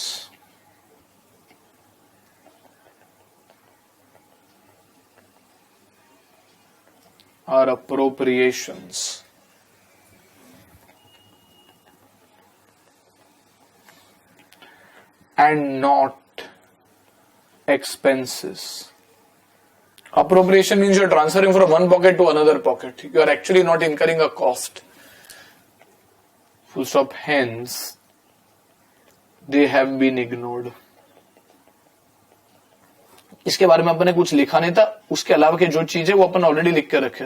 We have already written about depreciation, we have already written about taxation, we have already written about managerial remuneration, we have not written about them. So we have just clarified it. You don't have to educate the examiner for this. We have just done it for our understanding. Okay, fair. So this is how you would proceed if the company has adequate profits to pay the remuneration. What if the company does not have adequate profits, or what if the company is incurring losses? In which case the loss has, let's say your profit is barely 100 rupees, तो क्या आप 11 रुपया पे करोगे? अपन जैसे मंदिर में 11 रुपया चढ़ाते, वैसे अपन एमडी मंदिर में भगवान एक्सेप्ट कर लेते, अपने एमडी एक्सेप्ट नहीं करेंगे शायद. So over here, when we are looking at companies which are having inadequate profits or losses, how will you determine the managerial remuneration? Well, the law says you will determine it looking at the effective capital. How do we calculate the effective capital? Well, effective capital comprises of the paid up share capital. That can be the equity share capital as well as the preference share capital. Dono. The paid up share capital does not include the share application money, which you have not yet, जैसे अपने अपन entry pass करते हैं bank account debit to share application money, and then बाद में allotment होता है, तभी allotment से जाके शेयर कैपिटल बनता है. You have just received the share application money, not allotted shares. That is not going to be included. Only if it is paid up share capital, whether it is equity or preference, it is to be included. All reserves are to be taken. All reserves, whether they are revenue reserves. ये capital कर रहे हैं अपन, profit नहीं बना रहे, हम बना रहे हमारा नेटवर्थ कितना, नेटवर्थ.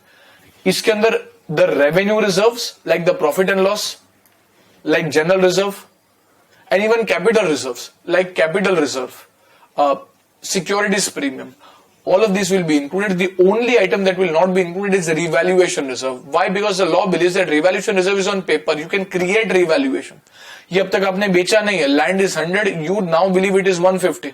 आपने 50 रुपया रिवैल्यूएशन रिजर्व में डाल दिया, आपने बोला land is now 100 in my ledger, I want to take it up to 150, so land account debit 50 to revaluation reserve. अरे ये तो अगर आपको ज्यादा रेम्यूनरेशन चाहिए तो लैंड को 150 के आप 1500 पे आप लेके जाओगे, 1500 पे आप लेके जाओगे. So the law says no, revaluation reserve is unrealised profits, you should not take it. Other than that all reserves.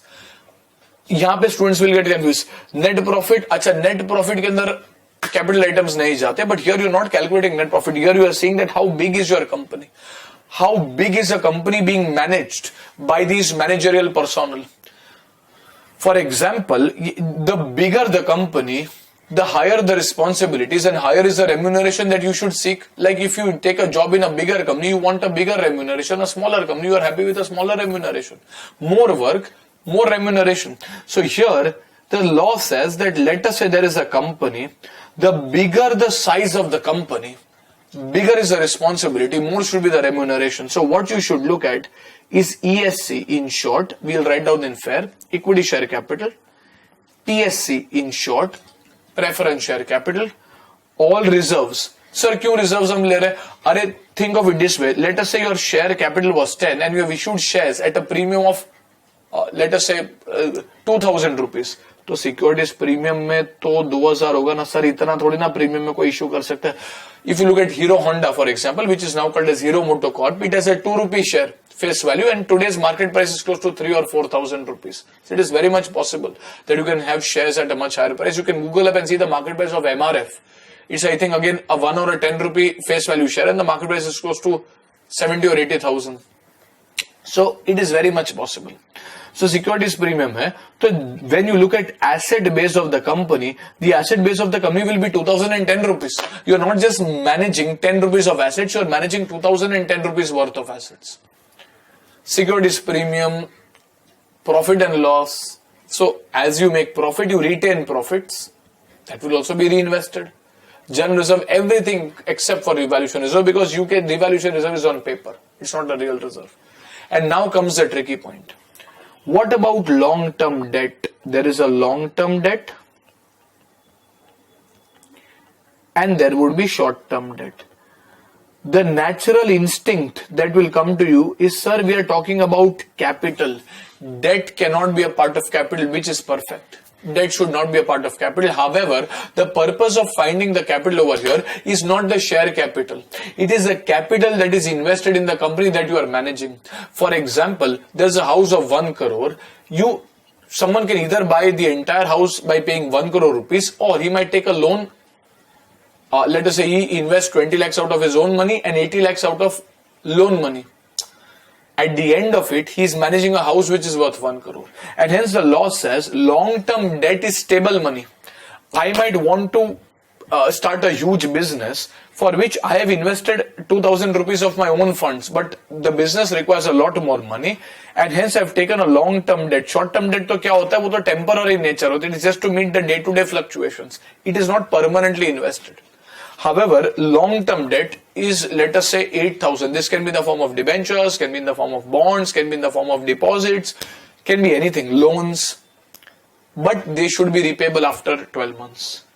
That is long-term debt. Short-term debt, they are repayable within 12 months. In which case, the size of your company is actually 10,010 rupees. And you are, as a managerial personnel, let us say for example, just so that you are clear, let us say there is one classroom comes for 100 rupees. Now you are a CEO of a coaching institute. If you were to take only, your share capital, you are misrepresenting the size of business that is being managed. You are assuming कि हाँ सिर्फ 10 रुपए का, that's hardly 1/10 of a classroom. अरे गलत है यार. This person probably, when you look at assets on an overly simplistic basis, we can say कि भैया अगर वो 10,010 worth के assets है, so that is roughly speaking, he is managing close to 100 classrooms. One classroom probably 100 rupees, और हमारे पास 100 classroom है जो एक बंदा मैनेज कर रहा है. Now these 100 classrooms can be bought from own money, can be bought from debt money. आप बैंक ओवरड्राफ्ट लेके एक बड़ा क्लासरूम नहीं खड़ा कर सकते हो. You will have to probably take a long-term debt, and as a result, that is a conceptual reason. As a result, the law says that when you're looking at effective capital, you will take the share capital, the paid-up share capital, equity as well as preference. You will not take the share application money for which allotment is not yet done, because as per law, till the time you actually allot, ये पैसा आप use ही नहीं कर सकते हो. आप आगे जाके देखोगे legally these are called as escrow accounts. You might have heard this from your parents. Escrow account means पैसा आपके पास आ गया है, but till the time you do the allotment you cannot use it. If you cannot use it, this is not the money that is being managed, and hence ये अपन concept देख रहे हैं. क्यों ये इंक्लूडेड नहीं रहेगा? Because well, that money is not invested in the business, so there's no question of managing it. It's just lying in the escrow account. Long-term debt would be deployed in long-term assets. Short-term debt, again, you don't really invest and buy properties etc. using short-term debt, and hence ये भी अपन नहीं लेते. And hence you are managing a business which is having, let us say, 100 classrooms. You should be paid a fairly handsome compensation. अच्छा, however, अपन ने क्या किया कि भैया अपन ने पैसा इतना रेस करके रखा, but we kept a lot of these in bank fixed deposits और debentures. We invested money. We said कि हाँ एक काम करते हैं, 5,000 रुपए का इन्वेस्टमेंट एंड 5010 के assets. In which case the companies act now says that देखो बेटा, investment is something which you don't have to specifically manage. You have invested in bonds, invested in debentures, it will give you interest each year. So the real operations that are being managed are worth, let us say this is 10,010. As such, this is something, these assets require a lot of management, whether it is current assets, current liabilities, fixed assets. Investments are usually what you call as passive in nature. आपने invest करके आप भूल गए, पड़ा हुआ है, हमें क्या लेना देना. And hence the law says, unless you are an investment company yourself, like a mutual fund or a hedge fund, like you are a investment company yourself, you don't have to manage investments. You just invest your surplus funds. And hence the law says effective capital in such a case will be the equity share capital, that is 10 rupees, securities premium, that is all the reserves except for evaluation, that is 2,000, let us say, long-term debt, that is 8,000. However, 5,000 of all of these funds are actually lying in investments, and as a result this would be 10,000, यार ये 10 बीच में आ गया, minus 5,000, this is 5010, and this is your effective capital as per Companies Act for the purpose of maximum managerial remuneration. अच्छा, apart from this, sometimes there can be accumulated losses as well. P&L, there can be losses as well. Profit है तो profit यहाँ पे आ जाएगा, you will include the profits. Loss है तो loss has to be reduced. It's a loss. You might say कि हाँ हमारे पास 2,000 का रिजर्व है, but then there might be a loss, and if there's a loss which is having a debit balance, that loss also has to be reduced. That is not in the form of assets. Let's say आपका 2,000 का loss है, तो आपके पास अगर balance sheet आपको tally करना है, तो अगर आपका यहाँ पे 2,000 का लॉस है, for example P&L debit balance, how it is to be presented in schedule 3 secondary, but here if that is against, then आपका रियल एसेट बेस तो सिर्फ 3010, आपके पास शायद 30 क्लासरूम्स हैं, 30 क्लासरूम्स हैं, not really 100 classrooms that you are managing. Some of the money is in investment, some of the money is lost, and the remaining money which is in the business is what you are managing. Sometimes there are certain expenses like preliminary expenses etc. These are not yet written off. इसको अपन बोलते हैं fictitious assets. Underwriting commission, you will study that probably. Preliminary expenses, these are not yet written off. These are expenses really. Expenses have to be charged to the profit and loss account, but certain times you spread these expenses over a number of years, but at the end of the day they are not assets, they are expenses. And hence वो भी हमें reduce करना है. Okay, sir, तो effective capital में होगा क्या? We will write that down. Effective capital will comprise of paid up equity share capital plus paid up preference share capital. Will not include share application money for which allotment is not yet done. Will include all reserves, whether it is revenue, whether it is capital, whether it is securities premium, except for evaluation reserve.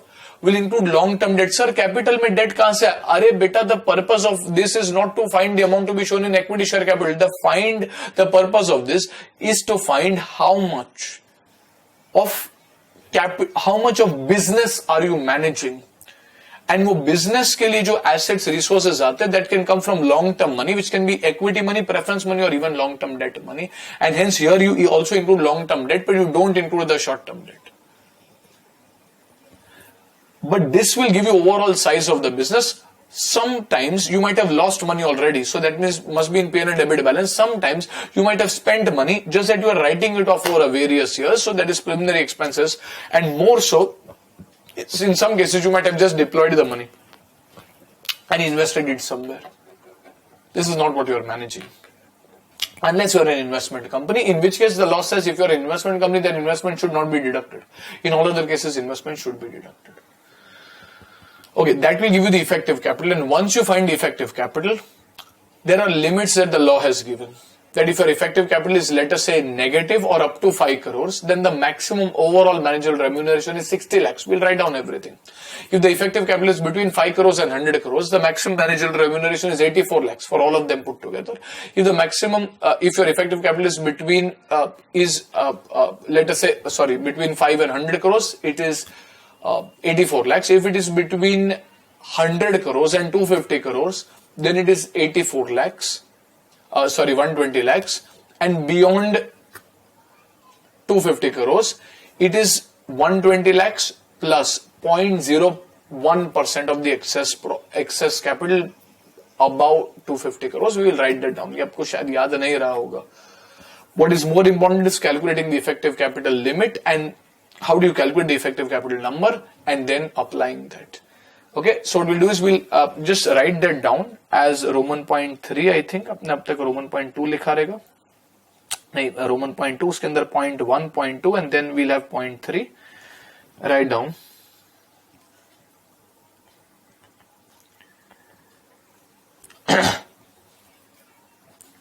Just a second. You will say limits on managerial remuneration in case company limits. Same चीज अपन लिखेंगे. Again, if you want to exceed this limits, you will have to take approval from your shareholders as well as the government. Limits on managerial remuneration. Write this down, please.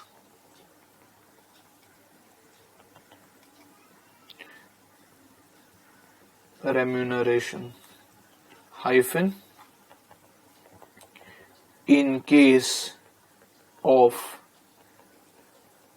negative profits, इसको अपन loss बोलते हैं. In case of negative profits, into bracket losses / inadequate profits.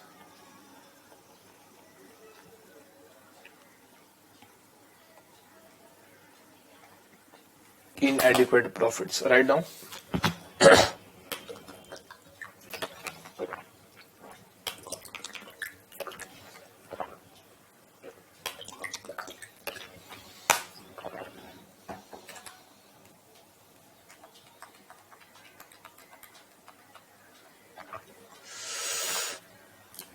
Acha, so we will link this to the effective capital. So this so over here, remuneration is based on the effective capital and not based on the profits. Write down, in such cases, comma, the maximum remuneration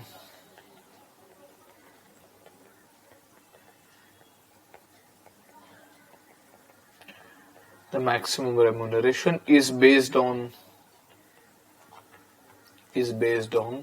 with a different color pen, effective capital is based on the effective capital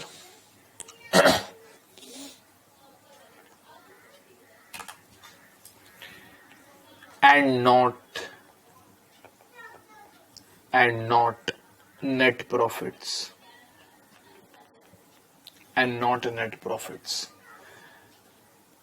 अच्छा, next we'll prepare a table.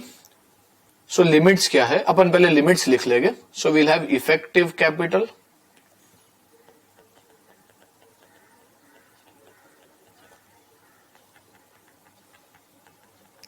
And यहां पे overall limit ही है. You don't have an individual manager by manager limit.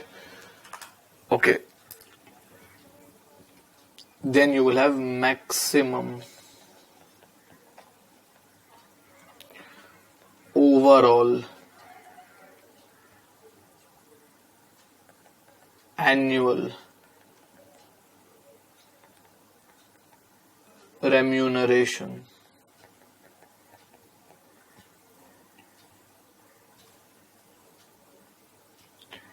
अच्छा, so if your effective capital in point number 1 अपन साथ में लिखेंगे, if your effective capital is negative.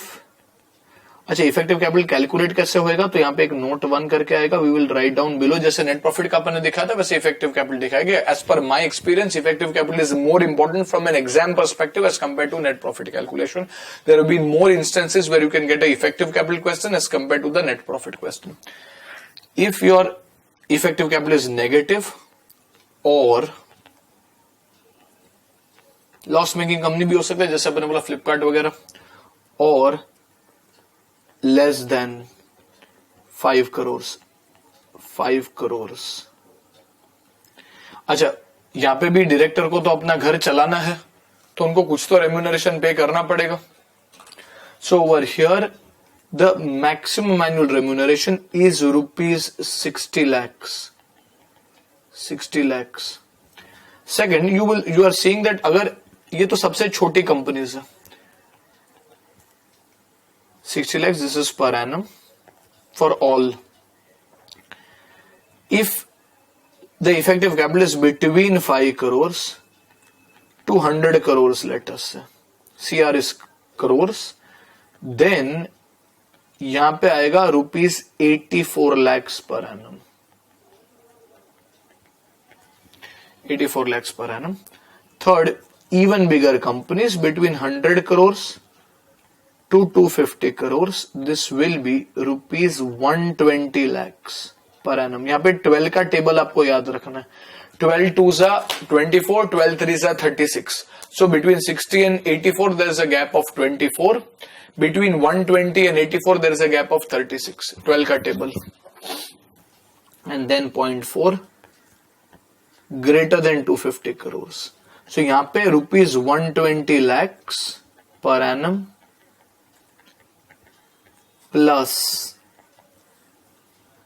0.01% of effective capital, 0.01% of effective capital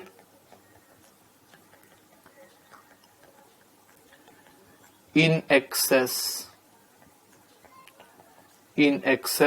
of rupees 250 crores. In excess of rupees 250 crores.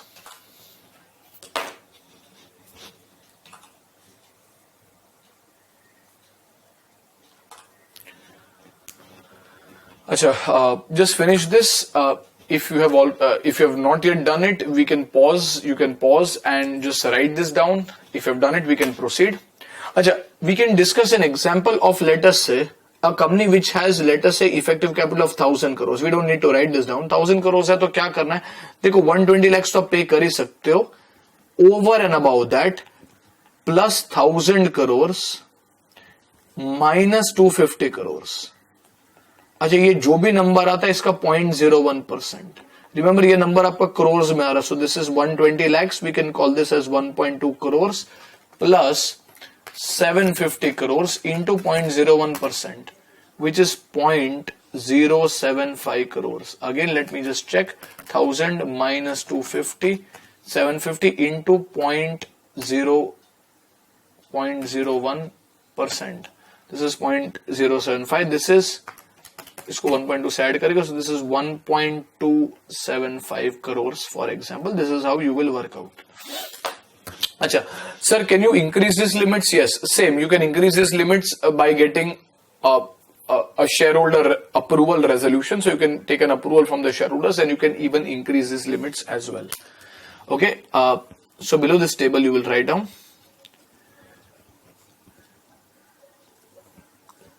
key points.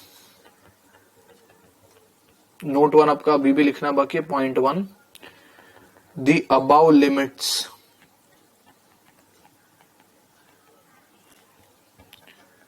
can be increased. The above limits can be increased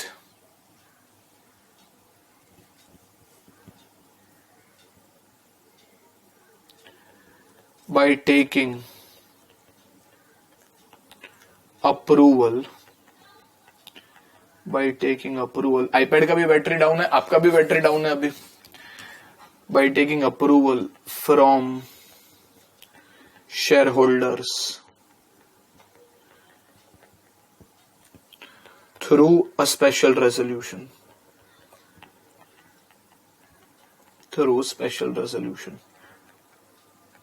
अच्छा, और एक चीज यहां पे क्या होता है, यहां पे देखो प्रॉफिट्स में कोई टेंशन नहीं है, बट यहां पे कैपिटल में क्या होता है, लेट अस से you start your business for example on 30th of March, hypothetically speaking, just 2 days before.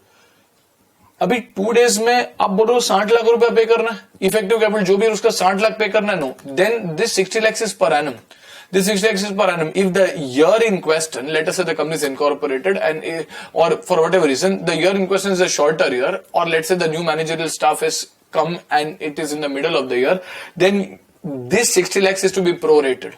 If the year in question is less than 1 year, then or you have to look at a quarter, for example, or half year, then 60 lakhs is to be prorated then. Right on point 2. In case the period net profit में problem आता नहीं था, because if the year in question is shorter, तो net profit will also be for 2 days only or for 1 quarter only, then उसका automatically 11% हो जाएगा. But effective capital is as on date. In case period is less than 1 year,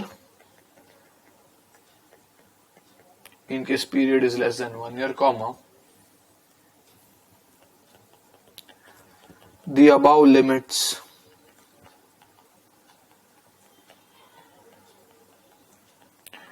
would be prorated.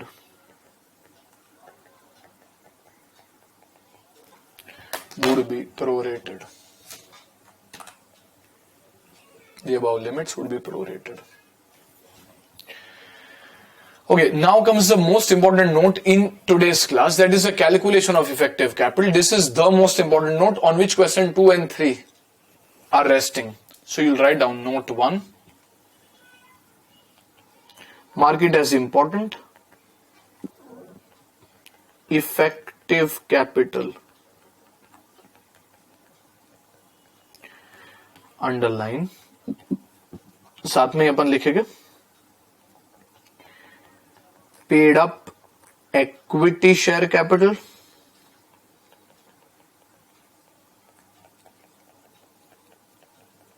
तो ये तो काफी obvious है, plus paid up preference share capital,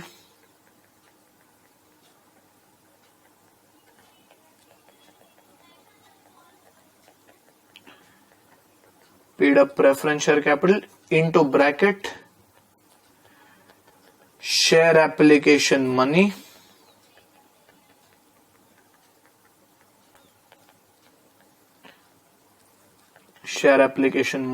pending either allotment और even refund as a case में भी. कितनी बार अगर अपने को शेयर अलॉटमेंट नहीं करना है for whatever reason, limits or the amount that we wanted to raise is not met, so we will have to refund in certain cases.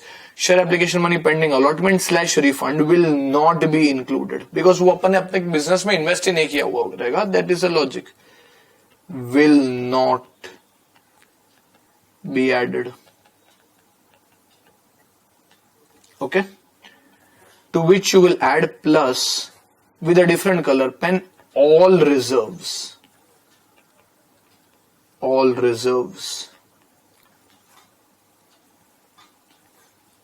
with a different color pen again, except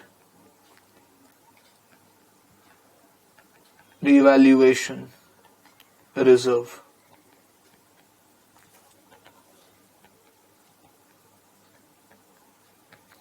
The logic is it is a book entry.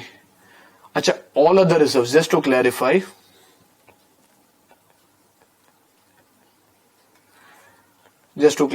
in brackets write down every other reserve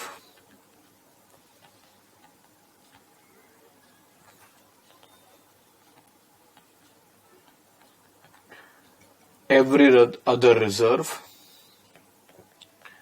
like in short GR, that is general reserve, comma PNL, comma capital reserve,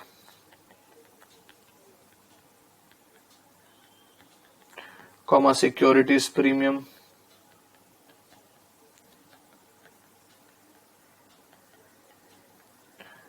etc.,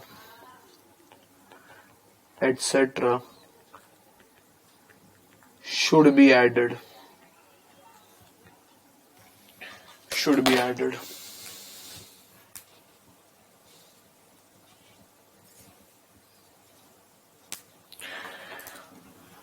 Acha, again with a different color pen, you will write down long-term debt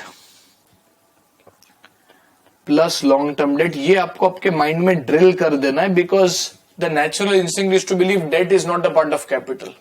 However, here the logic is you have to look at how much the company or the directors are managing. Long-term debt से जो पैसा आता है would also be deployed in long-term assets. Long-term debt.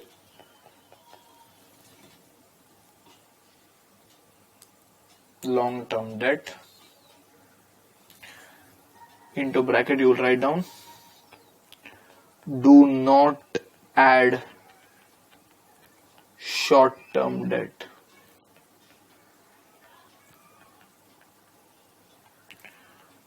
So ideally this should be capital employed, but the law believes that this is the resources that you have, but probably if you just kept these resources in investments, then this is not something that you have to manage unless you are an investment company. Less investments, don't worry, we will do 2 problems and you will definitely get this. Less investments, into bracket, should not be deducted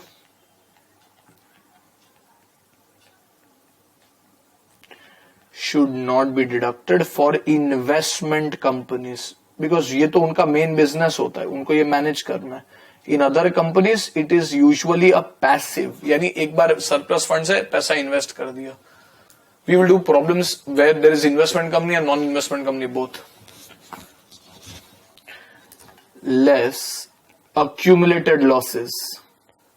If there are losses, P&L debit balance जैसा होता है, we will subtract. And less preliminary expenses or any other expenses for that matter not yet written off. Not written off. And this will give you your beloved effective capital number.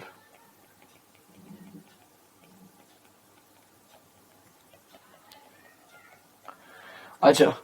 Now before you start, we are done for the day. Before you start tomorrow's class, okay, I'll just keep this over here in case you have missed some point.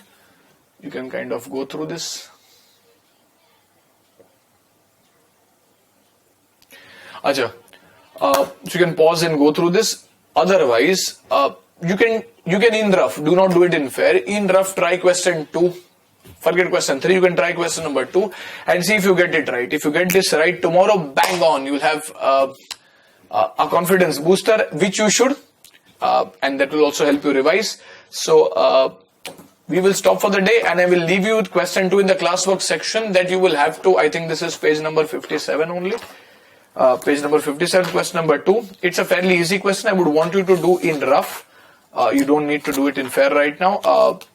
You can try to do this in rough and we will then proceed tomorrow taking this further. Okay.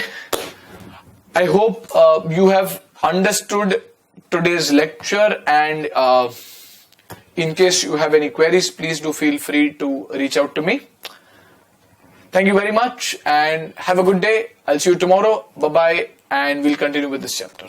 Have a good day. Bye-bye.